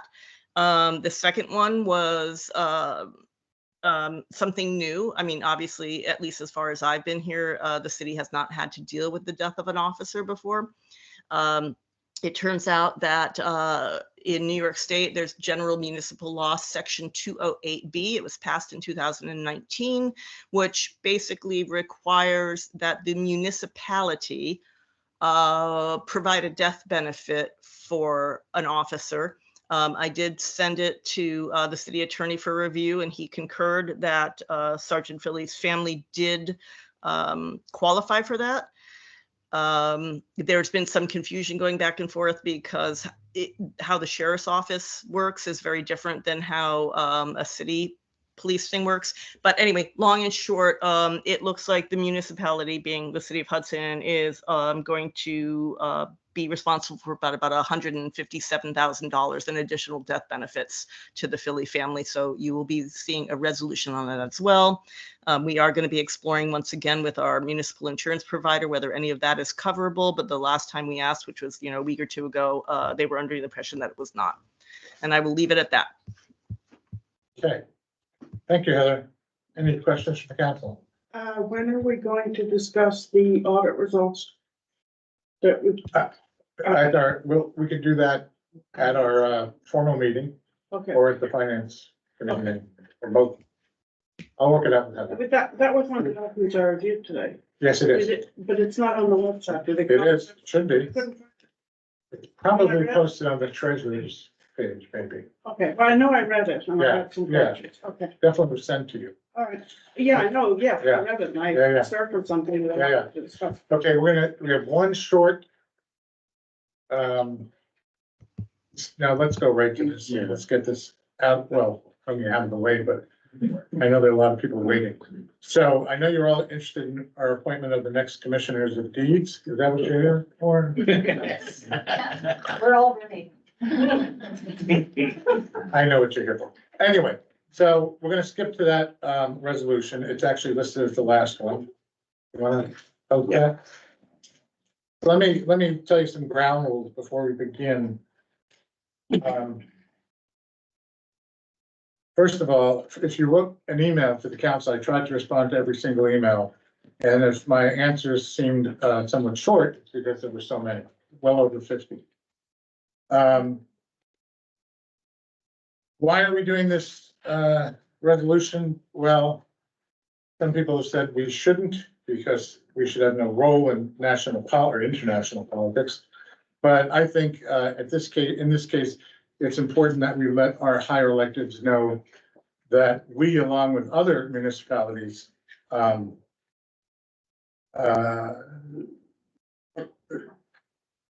don't agree with what many of them seem to be pursuing in terms of Middle Eastern policy. There seems to be a slight disconnect between most people and our government. Putting that aside, we're not here to debate a complex history. There's no way we can Do justice to it. talk about everything that's ever happened since when was the temple destroyed? 79? 80 or? So here's what we're gonna do. By the way, I don't know if a lot of you are probably unfamiliar with the process here. We don't actually vote on this till next week. This is the informal meeting. So I'm sure a lot of you aren't aware of that. In this, as you may have seen already in the way we've been operating, the council gets to speak first. And the council can speak as much or as little as they want. I'm asking everybody, though, to keep their responses within a certain limit so that we don't have to impose hard rules. Two, this conversation is only open to people who actually live in Hudson, because this is a Hudson resolution. If you live in another municipality, if you live in a Hudson postal area, which is not Hudson, go to your local government and try to get them to put forth a resolution. Go to your trustees and your supervisors. So when you are called on to speak, please let us, don't normally ask this, but please let us know where you live so we know that you actually are a Hudson citizen. And finally, most importantly, please be respectful of whatever is said. However outrageous or you find it, or however much you agree with it. I left out one thing. People online, I prefer to have only people who are in the room speaking. We have enough hard time with people on Zoom, and we're trying to keep this as contained as possible in terms of our time. So be respectful. Please don't boo or cheer or any of that. What else can I say? That's it. So let's start the way we normally do. We get an introduction and a second to the resolution. Juan and Shusha. So. You want to introduce everything? Huh? Think Vicky wanted to introduce. Oh, I'm sorry. I can put you down too. Well, Okay, so the conversation begins with council members. Vicky, please. Yes, this resolution has been brought to us from Jews and allies of our city. And although we opened them the attacks of October 7th in Israel from the Hamas, what followed after that has been a complete destruction in Palestine. And where thousands of people have died and a lot of children, and there's no food or drinking water. I would like us to join the 70+ cities across United States, urging our Biden administration for a ceasefire. And we need to give diplomacy a chance. For those who think that we should not be involved in foreign policy, I have to say that over $4 billion annually goes to Israel. And part of our pension fund over in New York State alone, over $267 million. And from that, 99.7% goes to IDF, goes to Israeli bonds, and the Israeli bonds send it to IDF.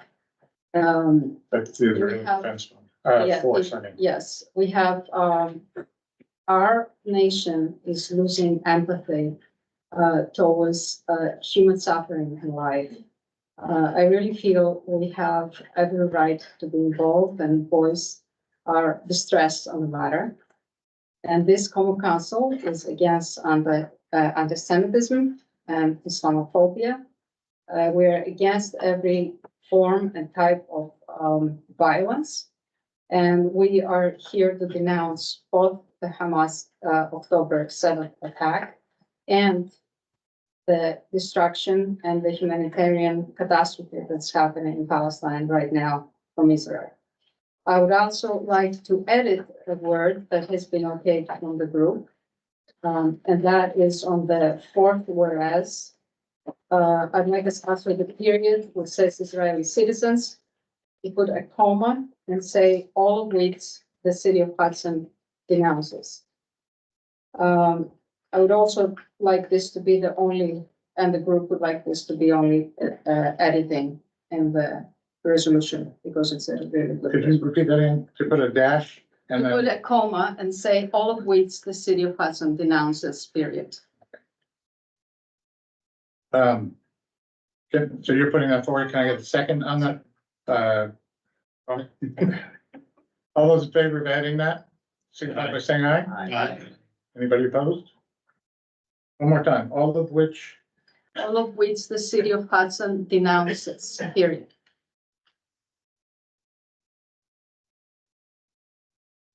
okay. Other, are you done, Vicky? Thank you.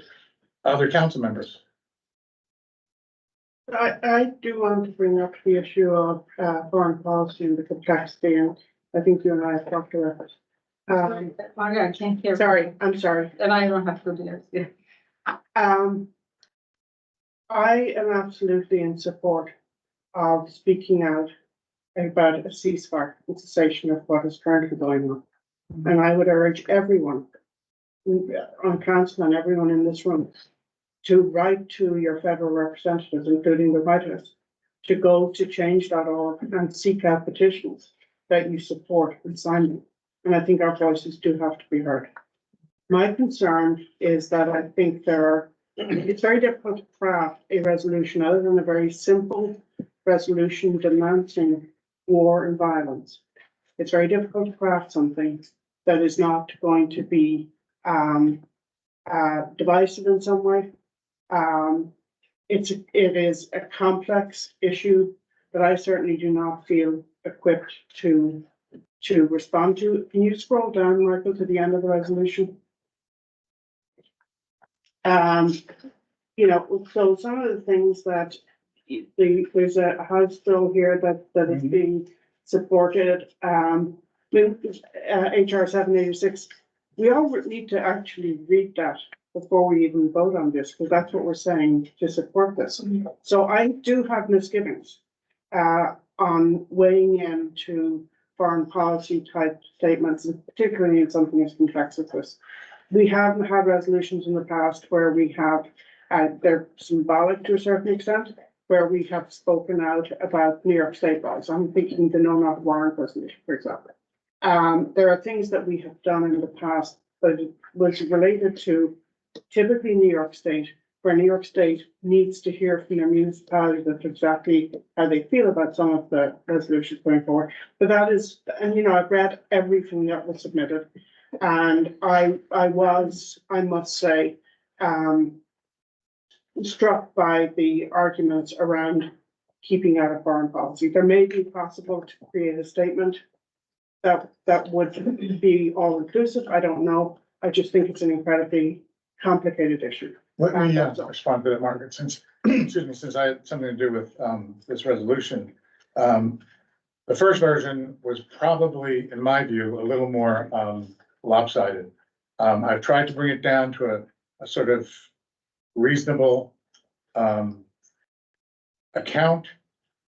My feeling is you're never gonna, everybody, no matter how much you work on something like this, one side or the other is gonna find something in it that they think speaks to their, or against them or for them. So I hesitate to really mess with this further in terms of the resolution. I think it's very neutral, as much as it can be for our purposes. And again, I think, I know there's no reason why we can't comment on international politics, especially when it's, as Vicky pointed out, a good percentage of our tax dollars go to this war. But I appreciate what you're saying. Anyone else? Also, yeah, I wanted to add that it's easy for us to sit here and talk about words and to talk about, oh, we should add this and add it. In the meantime, there are thousands of people dying as of the last couple of days, even more. And we really need to move forward and ask for a ceasefire if we want to have some diplomacy take place. We cannot talk about diplomacy if there is so many people getting bombed. You know, and that has to end. I agree with you. That's my opinion. Totally agree. Yeah, Innocent, One at a time, guys. yeah, like innocent kids and women are dying because of this, and it's like, she said like politics, actually, we are involved with politics, because our taxpayer money going over there. I agree with Vicky totally. We vote for these people. They have to really represent us at some point. Yes. even though the helping people in there, like in Red Cross people and stuff, they are going to dead in there too, and they're going to help them. And like one pregnant woman is dying is not meaning a one person, it's two people are dying at a time. So how sad it is for right now, as we are citizen, yes, I personally support it. Any other council members? Dominic? I think sometimes what happens is we get desensitized. We don't really understand how bad it really is. So when this resolution came, and I'm trying not to get emotional. When this resolution came, I made it a point to try to get more involved. And I cried because I wonder if this is enough, right? In terms of what we need to do. I don't know, I just, I get it, and I'm hoping that we can attach our letters to this resolution wherever we send it. Sure. All the letters, you know. Which are well over 55, I believe now. Right. Yeah. And, you know, to get, you know, more volume to it and, you know, more attention. I've also, you know, today called the congressman and everything to make them aware that this is something that is going on, you know, in their backyard, that they need to understand that there's people that are, you know, concerned. And again, I don't know much, I'm not that versed in the global politics and things like that. All I know is that I can't imagine what is going on in real time, in real life over there. And to not feel something, it's, you need to really think about the type of person you are. If you're not gonna feel something, it's what's going on. So if this is something that we need to do, I think we need to put aside whatever we do decide. I think it wasn't neutral. There's a couple things in there that it concerned me, little things. I wanted to be as neutral as possible because the message is it needs to stop. That's the message. So, but I appreciate that putting this forward to allow me to think and really take a harder look at others suffering. Thank you, Don. Anyone else? Council? Yeah, Ronnie. Oh, hold on, Gary. I wanted to just say some words of appreciation, especially since that this resolution was kind of crafted outside of the council. It was brought together by a very Jewish-led coalition of people who are against the suffering that's been going on right now. You know, as a council member, I wanted to also like put forward a resolution, but I had to hesitate because, you know, at the end of the day, I'm Muslim and I didn't want this resolution to be colored by my own possible prejudices or whatnot. So I appreciate all of you who have done the work and all of you who are showing up to voice their support for this resolution.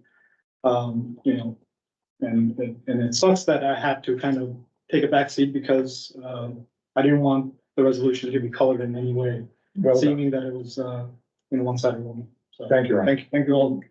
Gary? Thank you all. I've been back and forth on this a few times, looking at different issues. And I come to the conclusion that we do need to say something.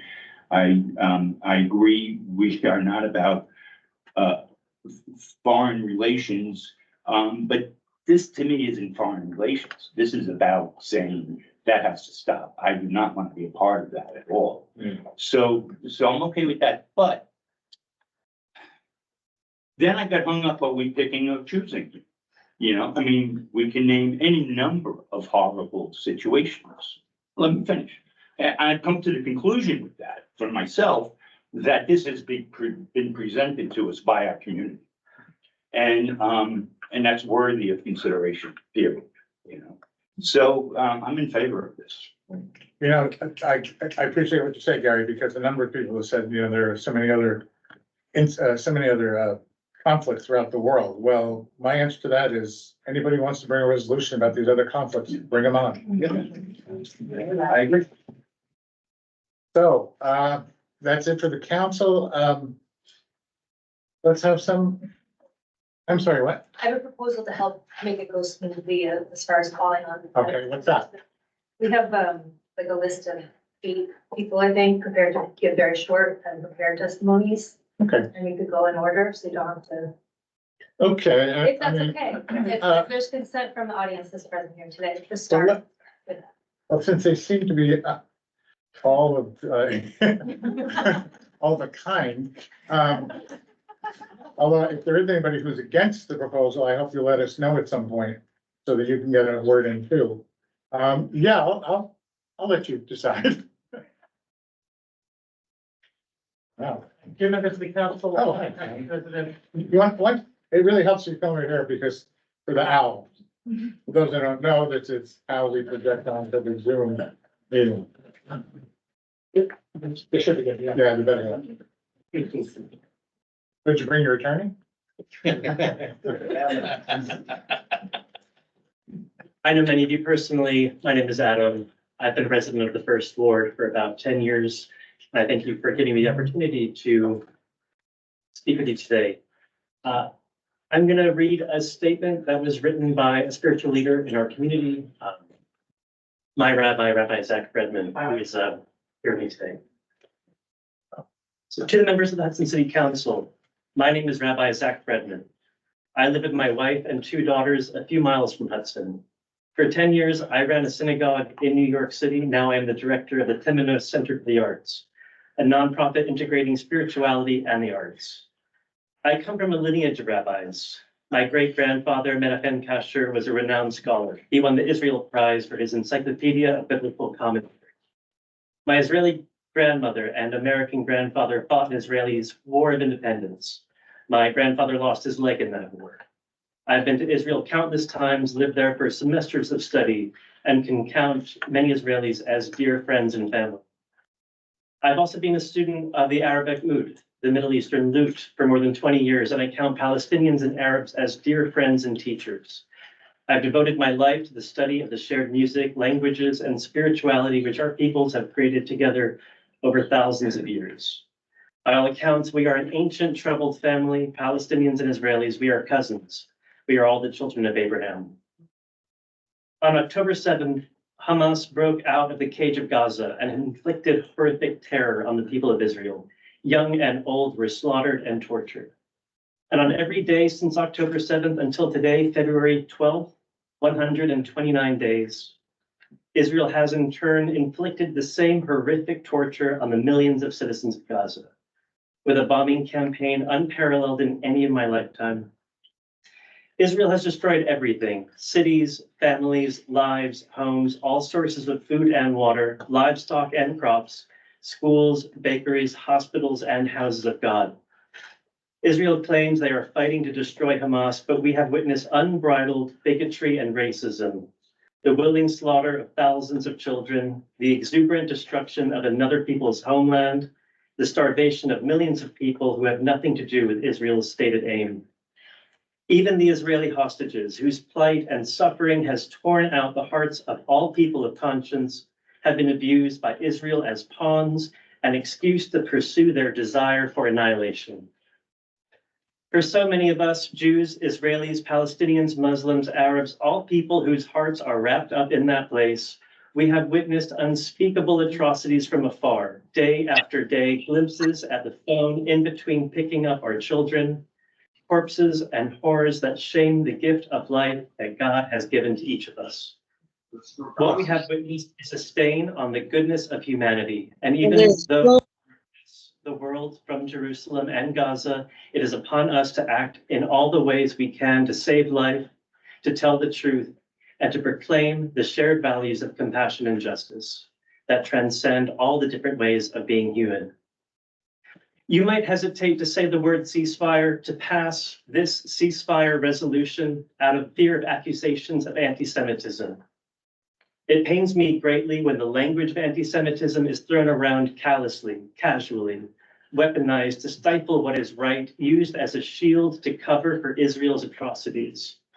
And when claims of anti-Semitism are used in inappropriate contexts, it devalues the very real threats that Jews and people of minority identities face. Why do we come to call for a ceasefire? We come and call for ceasefire because any human being who has seen the suffering we have seen, children without limbs, parents holding their slain children wrapped in shrouds, bodies and bodies buried in rubble, children starving, drinking rain to quench their thirst. Any human being, the goodness in their heart, sees the suffering of another human being, no matter who they are, and works for that suffering to come to an end as soon as possible. Everything we teach our children, Palestinian children, Israeli children, and American children, we teach them to express their pain and hurt in words, not to hit, to learn to control the desire for revenge, to hold back the urge to fight. There is another way. There must be another way. There is great pain, fear, and trauma in the psyche of the Jewish people. We have been persecuted for many generations. But that woundedness is no excuse to inflict our wounds on another people. We know as well as any people the yearning to live freely, safely in a homeland of our own. And we pursue this work of justice for the sake of all people, Palestinians and Israelis, who call that part of the world home. Why does it matter what we do here in Hudson, New York? If the language of ceasefire is not on our lips, not written into our record of books, it's as if we are saying we condone this way of being in the world. By choosing to pass a ceasefire resolution, we send a message to all the people of our community. This is what it means to be a good, decent, caring human being. This is the society and the culture we aspire to create, places where human beings care for each other beyond differences of religion, race, ethnicity, who and how we choose to love. Every human being is an incarnation of God, one of a kind, with a unique purpose on earth, deserving of freedom, safety, food, and shelter. And we are all responsible for one another. A travesty on the other side of the world is reflected in our hearts through the great heart of the world, and it's upon us to do what little we can. Thank you for your leadership and service, for the courage it takes to stand in justice and compassion. Rabbi Zach Fredman. Well, I like the way you worked around my rules, but considering you're the rabbi, we'll let it slide. Let's go with, are your other speakers gonna be Hudson people, please? There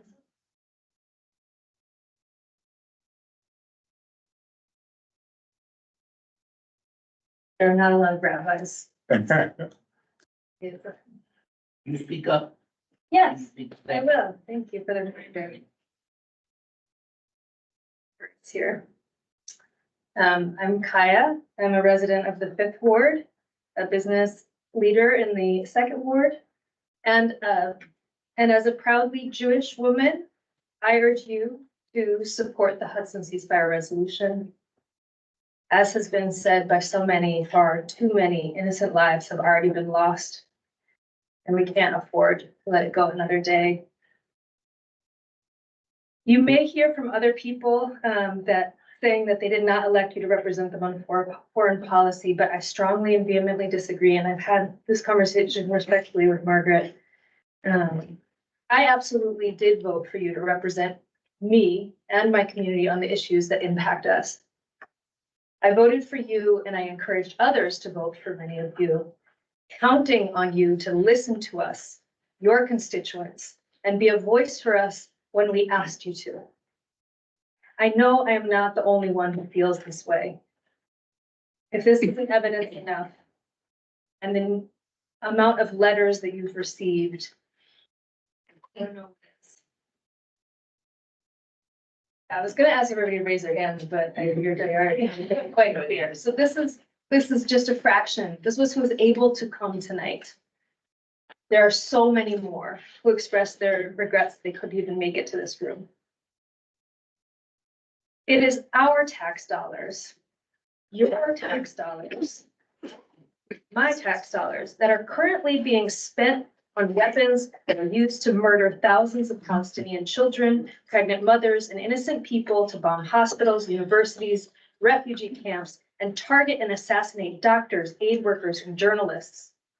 Meanwhile, our own governor is dramatically cutting our state budget, massively impacting our schools, which will lead, and in short time, to an increase in property taxes in the city of Hudson, already known for its astronomical pricing, and will also directly impact me and my neighbors and potentially push some of us out of this city, as we know has already happened to so many of our friends and families. If a ceasefire were called today and we no longer sent funding to the Israeli military, and by what I had seen, it was 314 million a year, but maybe it was more. I trust Vicky's numbers here. How could those tax dollars be better spent? You all are here discussing the budget constraints that face our city day in and day out. You know the limitations that are hitting our public infrastructure and our schools and our systems, our public systems that are struggling. We're facing the biggest housing crisis of our lifetime.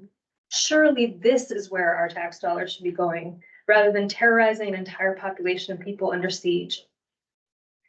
As a Jewish person who grew up hearing the heart-wrenching stories of persecution that my relatives and ancestors suffered, I learned that it is our duty as Jews to ensure that no one will ever endure what we went through, especially not in our name. It sickens me that the past suffering of my people is being used as a justification by the state of Israel to continue to unleash horrors and grave human rights abuses upon the Palestinian people. And I also know that this did not begin on October 7th. Israel's human rights abuses and land dispossession of the Palestinian people has been happening for decades, and I have always stood firmly in opposition to our own US government's financial and military support of these atrocities. I know what my ancestors knew, that our sense of safety and belonging as Jews could never depend on the oppression of another people. I'm almost done. Hudson has a long history of leading on resolutions that represent public sentiment and serve as calls to action on non-local issues. We passed a resolution in support of the Green Light Bill twice, and we're the first city to do so, which led to a wave of support across the state. We're known for our leadership in this city, our progressive leadership. We passed resolutions in support of Clean Slate, Raise the Age, support of Syrian refugees, and Pride resolutions. Nearby municipalities passed resolutions in support of Ukraine, and we most likely would have had somebody brought that resolution. I can't imagine this council would have voted against supporting Ukraine.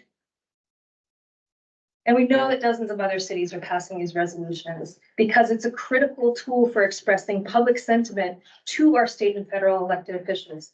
Calling them as individuals and writing them letters is not nearly as powerful as you all sending a resolution. It's far more powerful. In the past few weeks, I've spoken with dozens and dozens of residents who support this resolution and want to see this council take action. In my 20 years of living and working in this community, many of you know, I've been in this room many times. I have never seen such a profoundly supportive and broad response to a piece of legislation in Hudson. And I challenge you to think of another time you saw this level of broad scale support from your constituents. If there were ever a time to defer to your constituents, now is the time.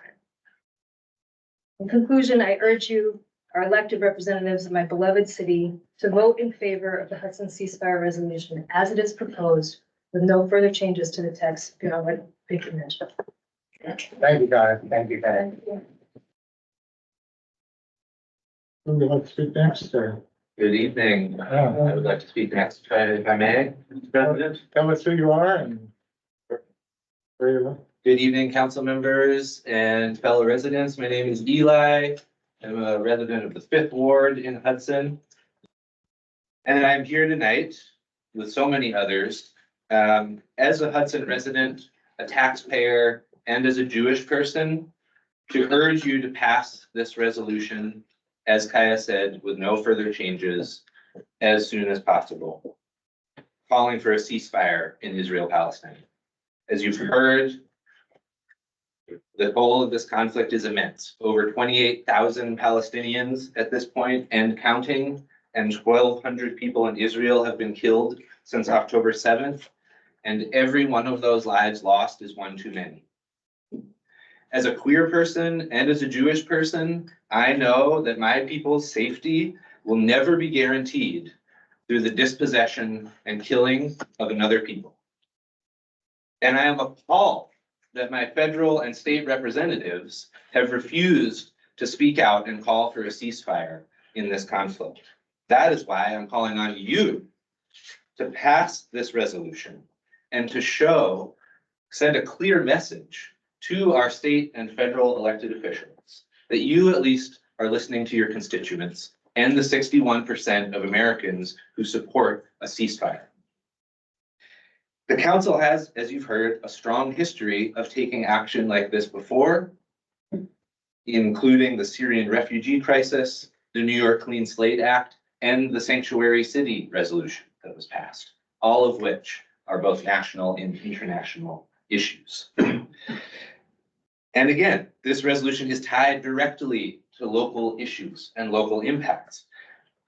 Just tonight, we hear from our city departments how they are working hard to provide the basic services we depend on under limited, constrained budgets. And as you've heard, all the while, our tax dollars are aiding and abetting Israel's war of destruction on the people of Gaza and the occupied territories. Those tax dollars should be going towards housing, healthcare, education, all the things that people in this room would love to be here supporting, rather than calling for an end to a senseless conflict. Passing this ceasefire resolution is an important step towards ensuring survival and dignity for the Palestinian people, true safety and belonging for Jewish people, and a city with the policies and the resources to truly be welcoming to all. I elected you, my council representatives, and my council president to be my voice in this body, and I urge you to pass this resolution. Thank you, Eli. Next.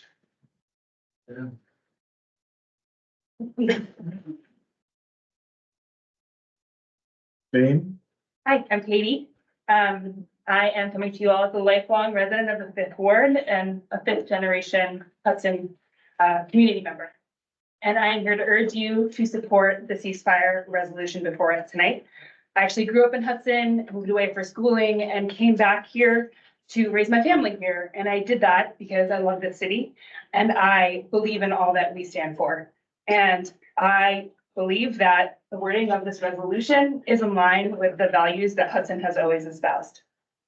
So in the conflict in Gaza, we've lost over 30,000 lives so far, and 12,000 of those lives were children. That is twice the population of Hudson.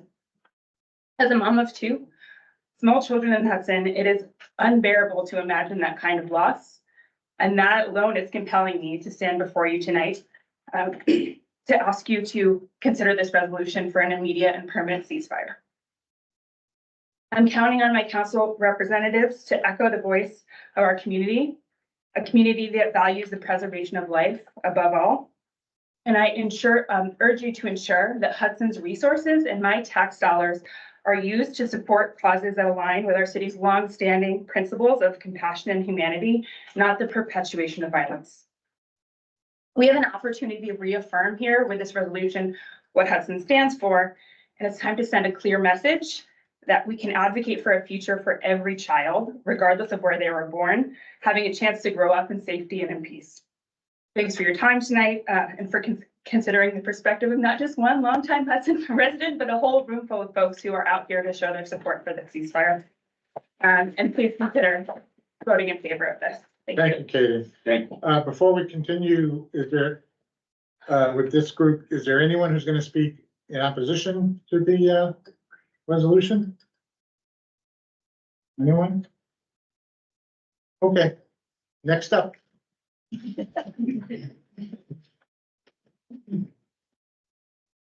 Buenas noches. My name is Gabriela and I am a resident of the 3rd Ward here in Hudson, and I am here today asking you to pass a ceasefire resolution. I wear many hats in this community, but tonight I am wearing 3 hats. First, the most important one to me, that I am human. 2, as an everyday Hudson resident. And 3, as an employee of North Star Fund, a community foundation that fights for social justice. I was born a year after a 12-year civil war period, one of the most brutal in Latin America. My family was directly impacted by such war, and they had to make difficult choices to save their lives that in turn changed their lives forever. But we do not need to have direct war stories in our lives to know that wars are never the answers to any conflict. Since October 7th, we haven't just witnessed a war, we have been witnessing a genocide in which over 30,000 people have died. Millions of people in the Gaza Strip have left their homes looking for safety, but having nowhere to turn to. Their hospitals have been destroyed, their schools non-existent, roads and archaeological sites destroyed forever. Water and sewer infrastructure destroyed, food factories gone, an entire infrastructure of what makes a society function gone, turned to ashes, turned to dust. But you do not need fancy numbers and data to know that passing a ceasefire resolution is the right thing to do. The city of Hudson has done this before, as you heard, when the Syrian refugee crisis arose, when you passed the resolution for Hudson to be a sanctuary city, and recently for the New York State Clean Slate Act. But you also do not need to be reminded of any of these things to know that you have the power at this moment in history to once again do the right thing. You have a choice, and I know you know this. I'm here today because I believe that all change starts local, that local communities like Hudson can make a real difference and answer this humanitarian call to action.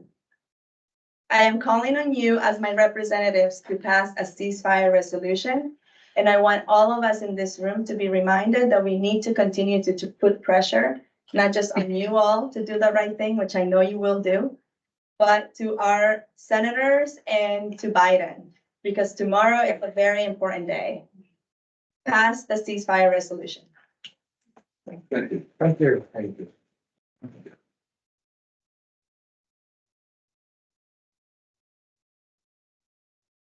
Hi, my name is Kelly. I live in and own a business in the 5th Ward, and I'm also an anti-Zionist Irish Jew.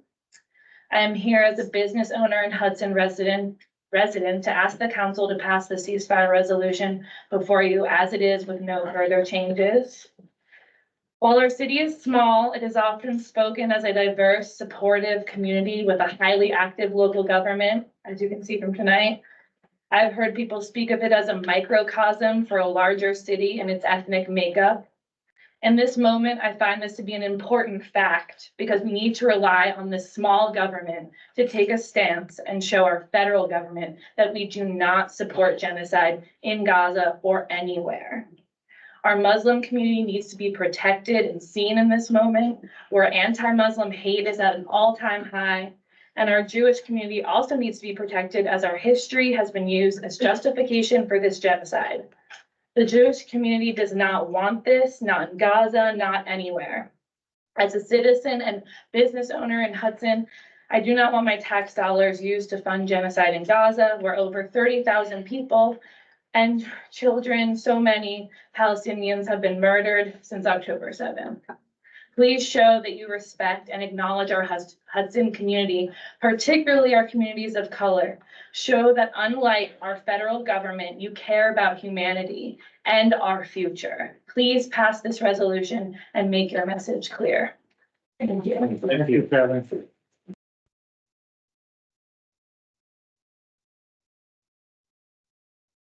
Hi, everyone. My name is Halo, and I own a business in the 3rd Ward, and I've been a Hudson City resident for the last 15 years, where I've basically become an adult.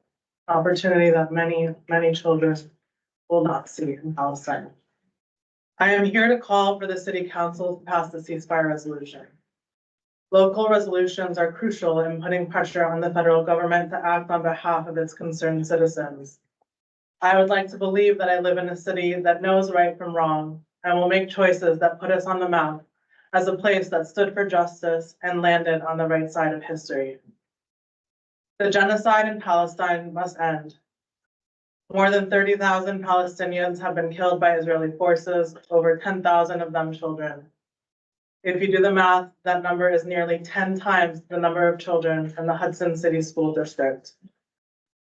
One of the reasons I live in Hudson is because I know and believe it to be a city that supports its diverse community and has historically passed resolutions in support of humanitarian calls to action. The Clean Slate Act of 2021, the Green Light Bill of 2019, in support of Syrian refugees in 2015, and becoming a sanctuary city in 2017. Each one of these resolutions shows our city's alignment with larger movements calling for solidarity with our most at-risk communities, the earth and people of color. The violence in Gaza is affecting Hudson residents directly.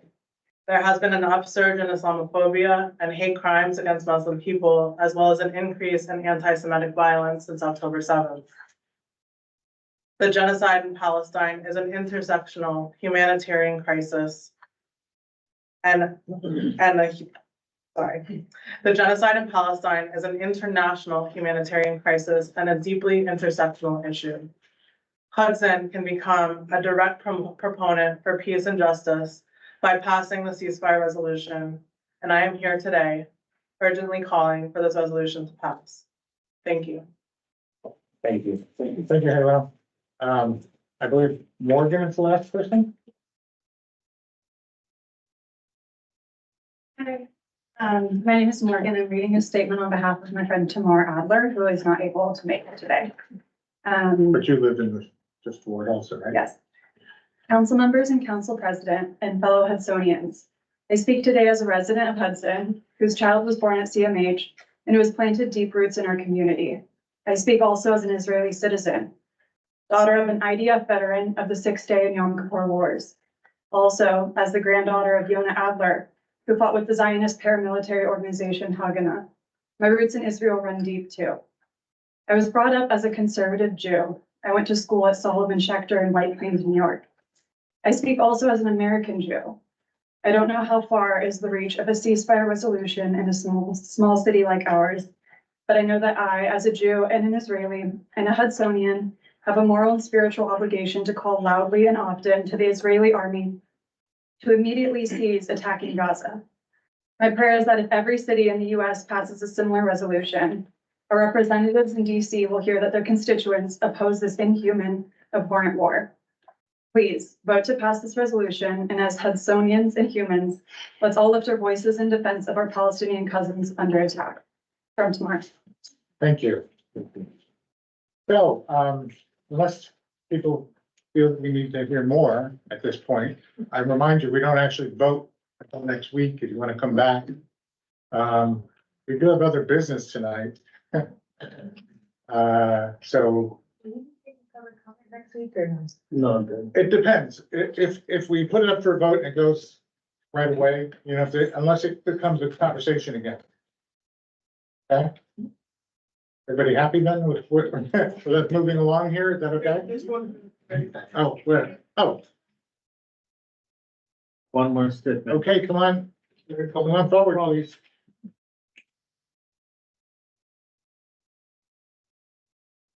Hey, my name is Mel. I'm a Hudson County taxpayer voter. Wait, you live in Hudson? Yes. Oh, can you tell us where? Fifth.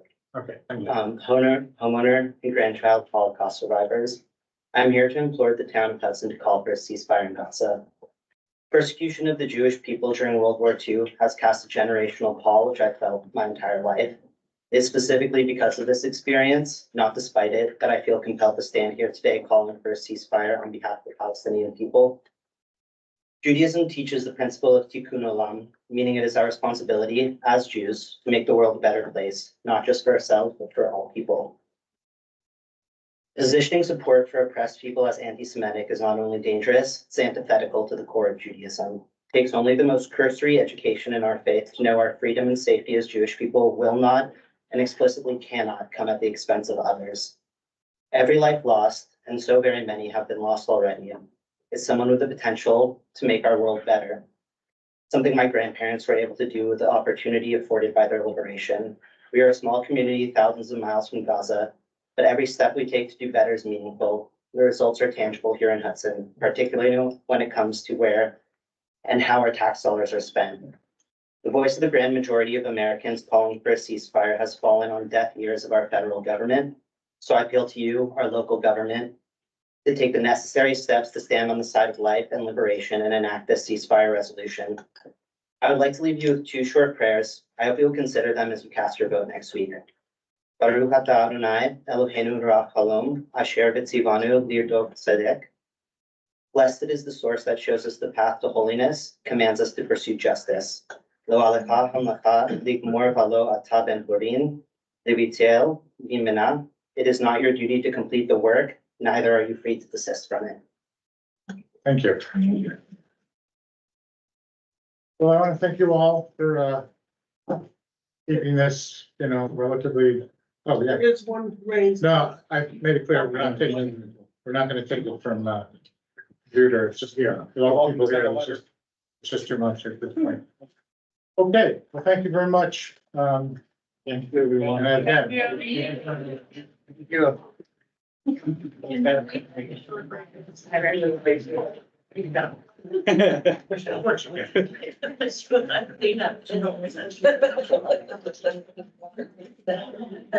to move it fast as possible.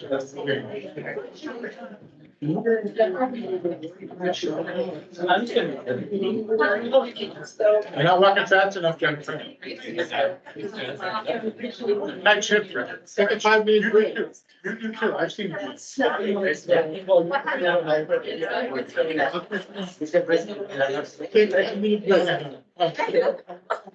Five-minute break. I have CCs. We talked about.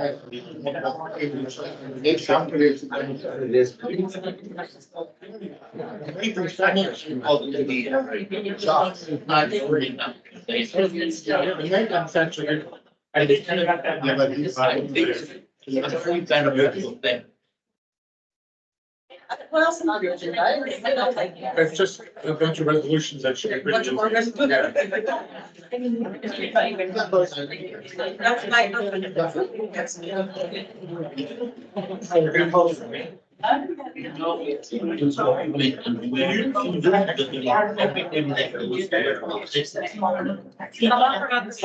Oh, my God. He's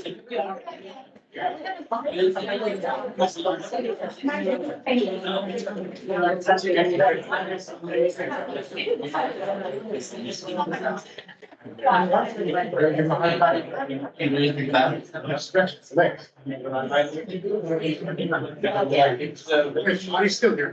Yeah, I think he was a fan.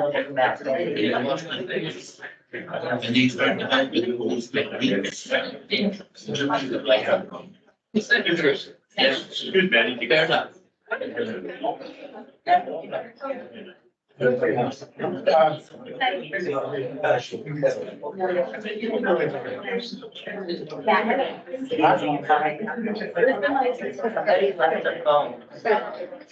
don't know what he's really doing. And a lot of them someone like to come down here. All right, thank you very much.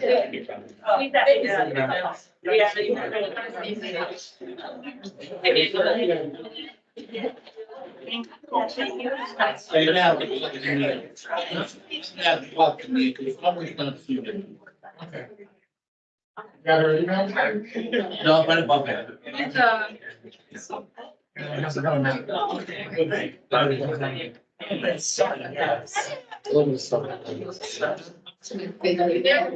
It's me and my son. Yeah.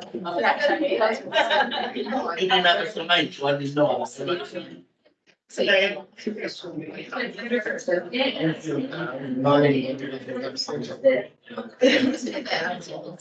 in there. Stay right here. Yes. You look good. It's just the glasses. It's the jewels. That's. We need a no. I love that talk. All right. Thank you. Oh, yes, they're nice, everybody. I'm Brianna, and that's your name. You are my name. I looked in this, the yellow house. Yeah, good to see you. It's nice to see you. You know. You know. I'm probably out. You know, but the mind, can oversight be like, you know. I promise you never got this far. It's a personality trait. It's not.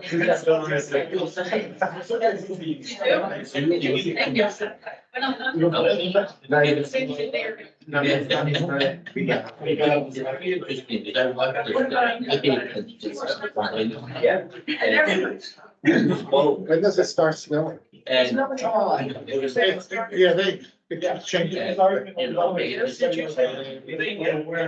supposed to begin, it's opening now, but then another thing said later. So spoiled, I don't want to say no. Yeah. So what's the latest that, So Margaret, you should be happy. I was gonna pretend to be sick and let you run that man. Of course, you would have then pretended to be sick and Dominic would run. Well, it's not actually, it doesn't read that way, does it? no. 5 minutes up? You're done,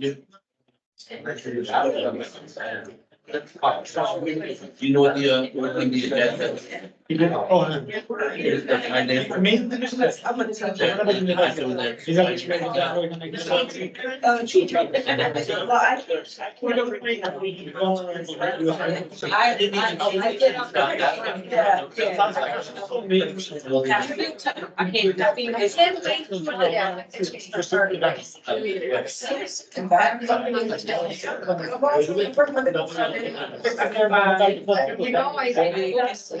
The guy, right? The back. I know. Nobody else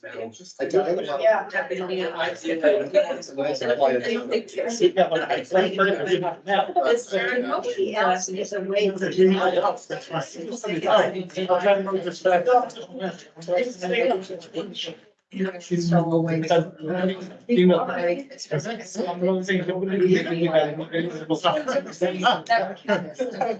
Okay,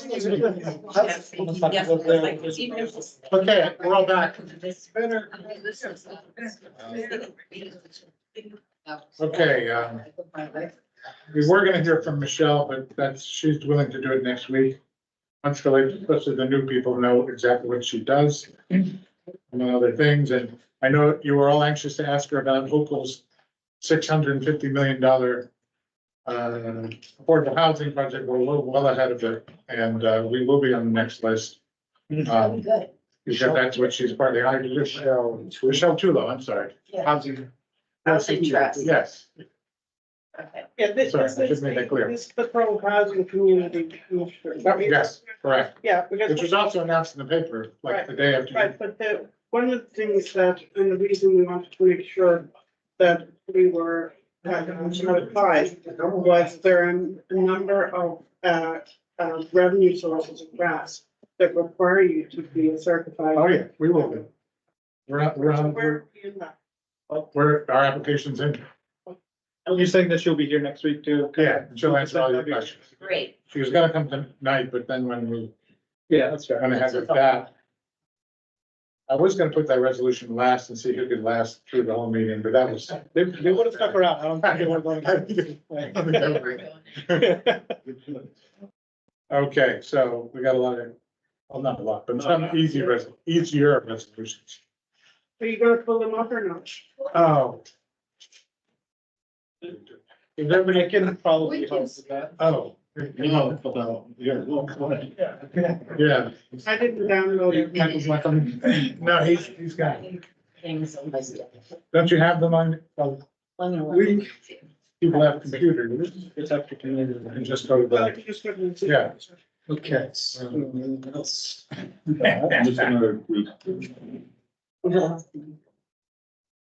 I got to leave. Okay, the first resolution is appointing Commissioner of Deeds to have an introduction and a second. The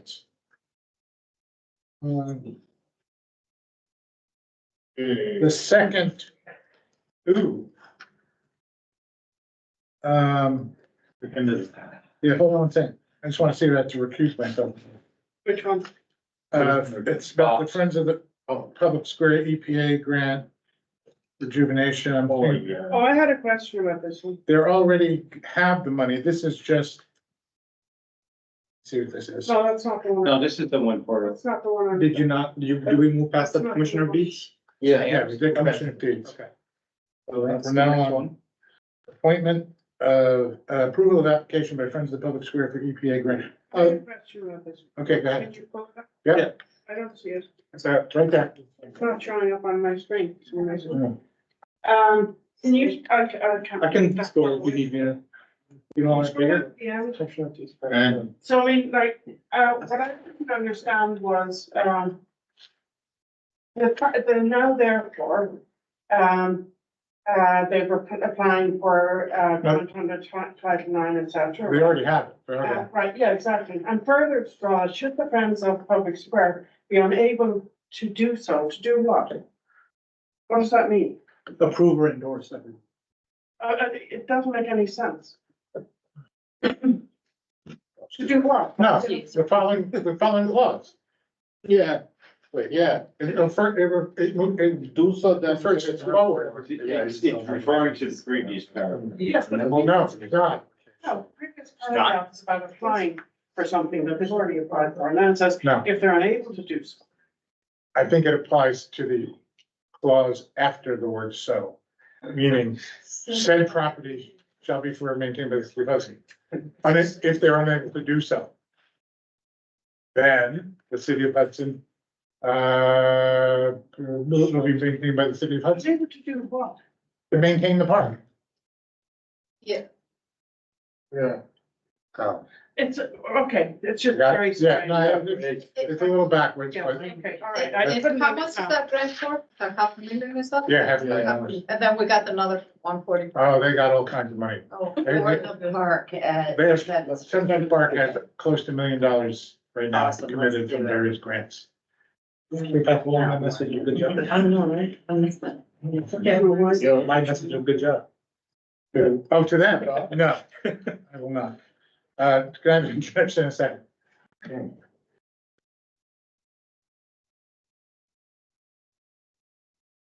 The next resolution accepts donations on behalf of the fire department. An introduction in a second, please.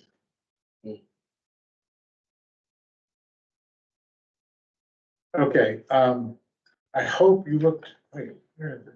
Oh, sorry.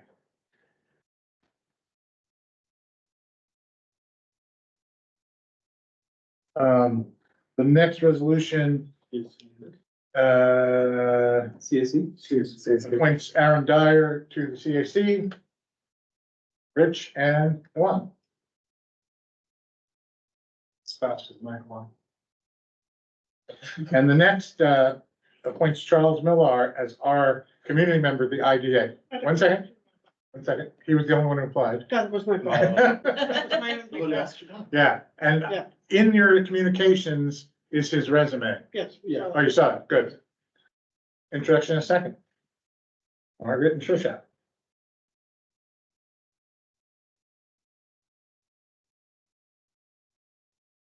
Okay, the next resolution amends the fee schedule for the Department of Senior Services. Introduction in a second.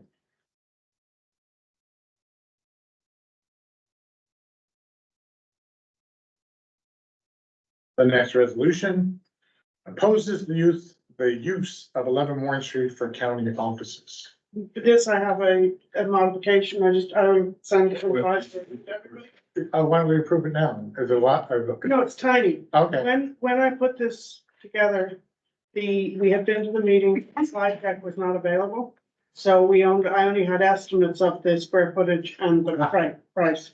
So it should read, the cost of acquisition, et cetera, Columbia County taxpayers, in the amount of $8,875,000.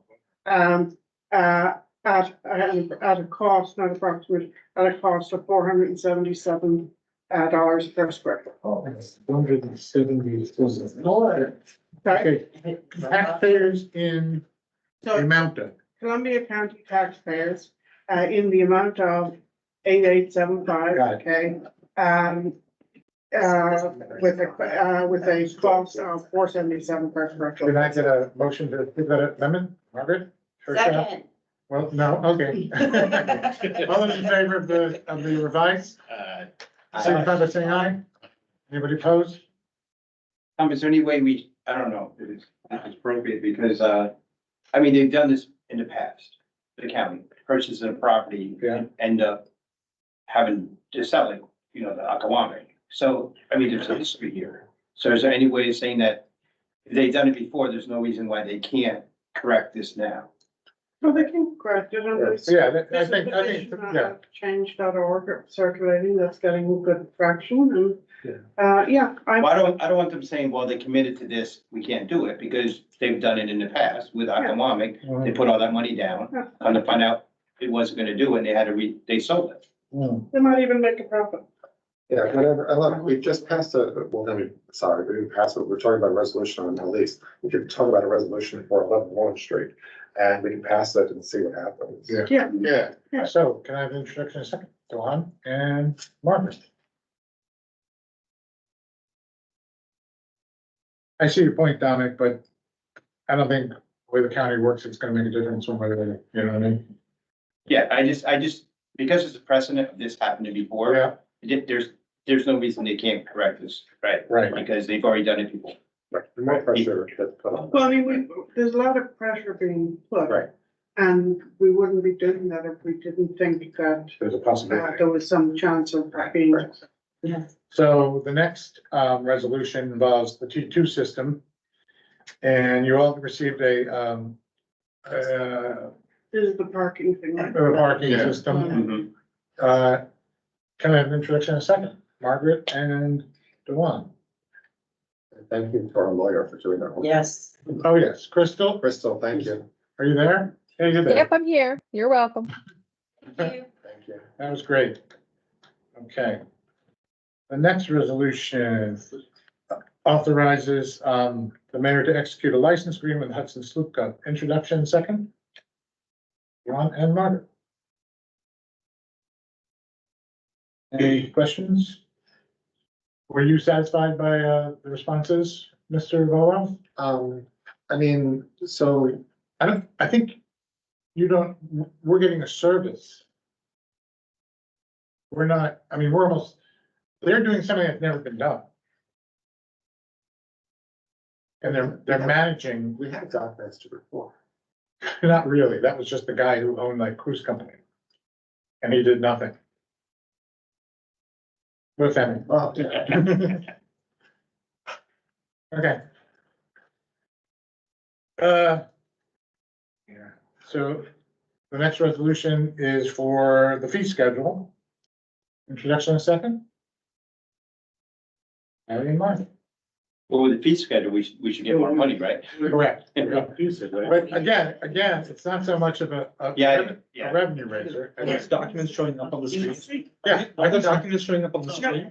Not on my screen. Oh. But it's okay, you're making them big enough. This is not so much a revenue raiser, given the amount of service they provide. No, I mean, I agree. I mean, for what we get, for what's.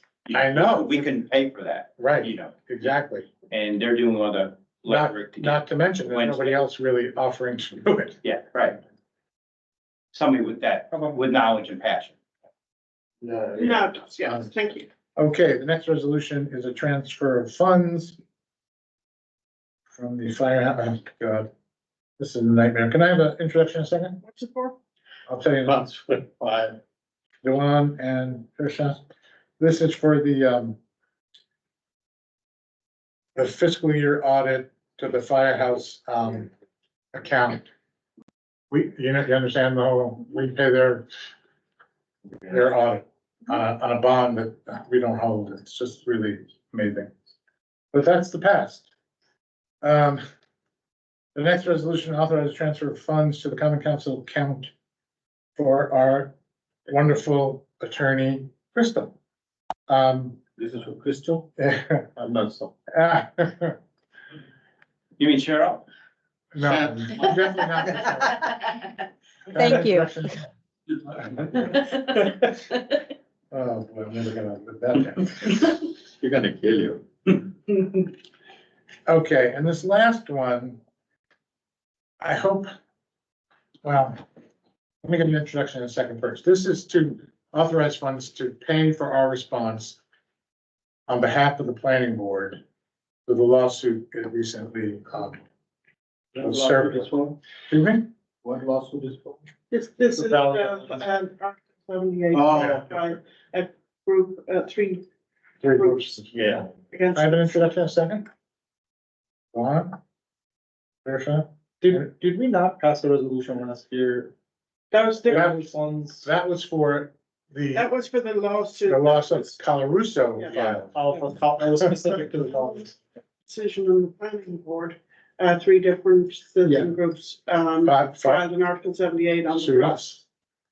Yeah, I knew about this. I just thought. Yeah, no, The previous resolution. yeah, no, it's never gonna. Misinformed. Okay, and yes, I'm gonna say, so still on our desk to be voted on next week, I believe, are the law establishing the community choice aggregation program. If anybody has any questions, we have somebody here to answer about that. But I think Margaret did a good job of vetting that through the legal committee. And the film law, which was also vetted through the legal committee. So we have three Tom. new laws. Tom, if I could interrupt, if I can interrupt for 1 second, I'm sorry. It's Crystal. There was supposed to be an amendment to the filming law, which I'm realizing now I did not get into you guys for this meeting. I can have it for the next meeting. We had discussed it at the last meeting, one change on it. So it's gonna have to go through the process again. That's okay. Yep. Hollywood's not knocking. So we have three new laws. And I don't think we need to do anything about them tonight. But other than compel you to, let me just, Are these the ones about the tax or? Yeah. I just have one question. let me just make sure we don't need to, It's definition question. oh, we do need an introduction in a second.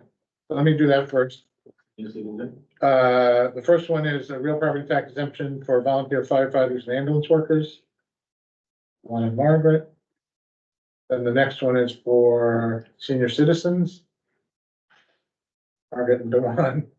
And the last one is for Disability. people with disabilities. One in Margaret. You can just put up one at the senior citizen or the disability one. Either one. Okay. I just have one question. Currently have the senior citizen one. Yeah, there, because I have the same question. on both. Okay. So, and Crystal, you probably know the answer to this. When it comes down, it talks about income levels.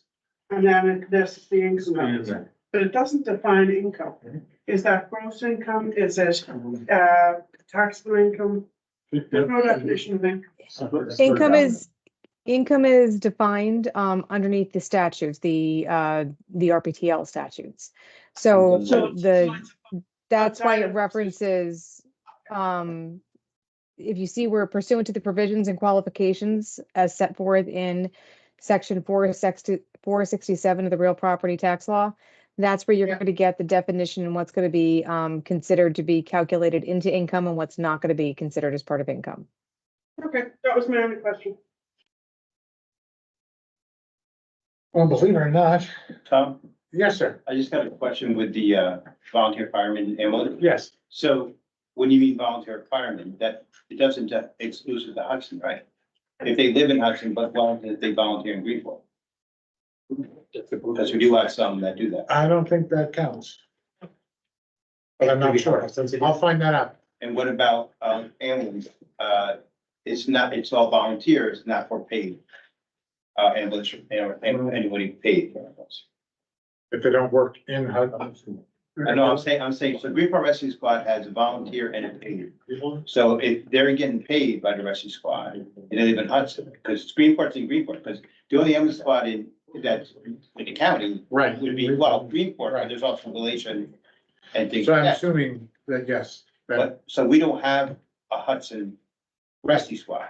So I'm assuming that we have this law, it applies to those who live here. And work for the. Well, no, we're talking work or volunteer, because it's two different things. Oh, volunteer. Okay. Yes, Yeah, that's all, this is all about volunteer. Yeah, that's what I'm saying. Yeah. I just want to make sure that it's clarified. Okay, that was a long one. Any other matters people want to talk about? Sorry, Nathan, we don't really need to. Yeah, I think community choice aggregation, everyone's okay with it? I got people on here. But everyone's good, then like. I mean, if there's no questions, there's no questions. Right. I have, I just want to thank you for the resolution about 11 Warren Street. And also to add to, the conversation about Aquamic, there was also, potential, they were going to buy, the old Walmart. They spent a lot of money on that. This was after Aquamic. So the county has difficulty trying to figure out how to find space for their programs. Also want to remind people that they're planning to put the public defender in the same. Yep. I'm following up on the. Yes, in the same building as the, public defender, public defender information approval. I think the more, this will help continue the conversation. There is a meeting, Wednesday night at the county, so the more information that comes to the county from Hudson is the more helpful for this, argument. So all these meetings happens about 11 Warren Street without, it being documented on the county website? Yeah, I don't understand. They seem to have failed Open the meetings law? presentation on the website. Right. I heard it wasn't recorded. It was fine, well, they finally put the slides up. But there's no recording. Number two. But the recording was never documented anywhere, evidently it was lost. And a lot of this was done in executive session, which did not allow us to speak about what was going on, so. So during the period from August to, when they closed, why could nobody speak about it? Right. Like you had voted to purchase in August, I doubt it's not. I did, I know you didn't, the four, right, voted in August. And then between August and December, when they closed on the deal, there was no, getting people, interested in it. I mean, the only thing I recall, I mean, honestly, I had a period of time where I was not feeling well and I was not able to. But was there any? I didn't think there was an article in the Register Star, Matt Morrell, it was about, there was something about Matt Morrell saying what was gonna happen or not happen, and so there was some. There was some, but it wasn't really clearly what was going on. Well, it's a technical question I'm asking. Was there any particular reason why the Hudson supervisors could not have started in August, or other than the other reasons, but were there any technical reason why they could not have started activating? No, I think once the sale was made, once the resolution to buy was made. Voted on, the contract was signed, sealed, and delivered. Yeah, there was no, anybody could, there was no prohibition on talking about it. Linda, I do have. Yes. Who sits on this? Nobody's either, yeah, this. The Health and Human Services Committee? Yes. Huh? I think Abduce does and Claire Cousins. The two Hudson supervisors. I had to go back and. Your number two, he's I gonna. do have concern about their code blue. That they're doing at the church. Oh, that the one, please? The one at, yeah. The one's number two, you know. Do I have to sign these? Yeah, It's not really compliant.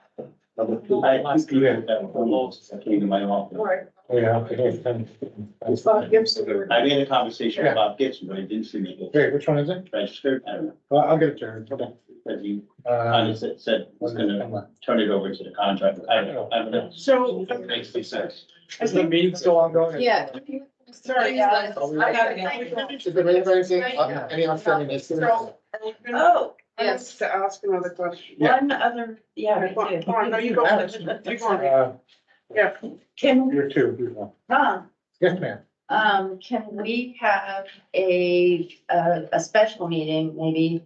I know everyone loves that, but on the DRI, just to go through it, like what's been done, what's coming. No, Can we do it in I finance? could do that right now. No, well, no. I think we could get an update on each project and where it stands, but I think for the questions, putting it to the finance committee would be the place to go, because we need to know exactly, you know, what did we apply for, how much was approved, what's currently, what's the current budget thing, because there are no reports out on the website. Yeah. For well over a year. And so I think we just need The a last last one I one, could probably find is finance. You're on all three of them. Committee would be the obvious place for it.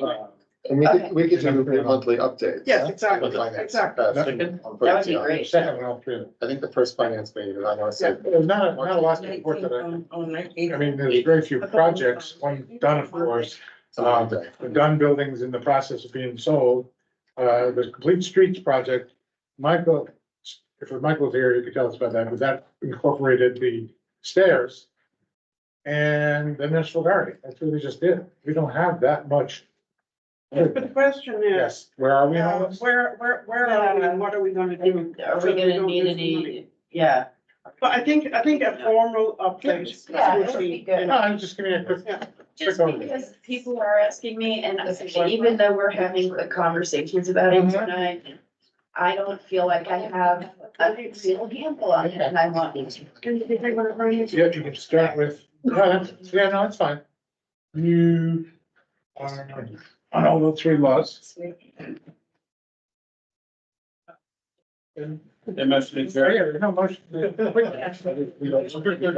Motion to adjourn on the table. Is there a second? Second. All those in favor say aye. Aye.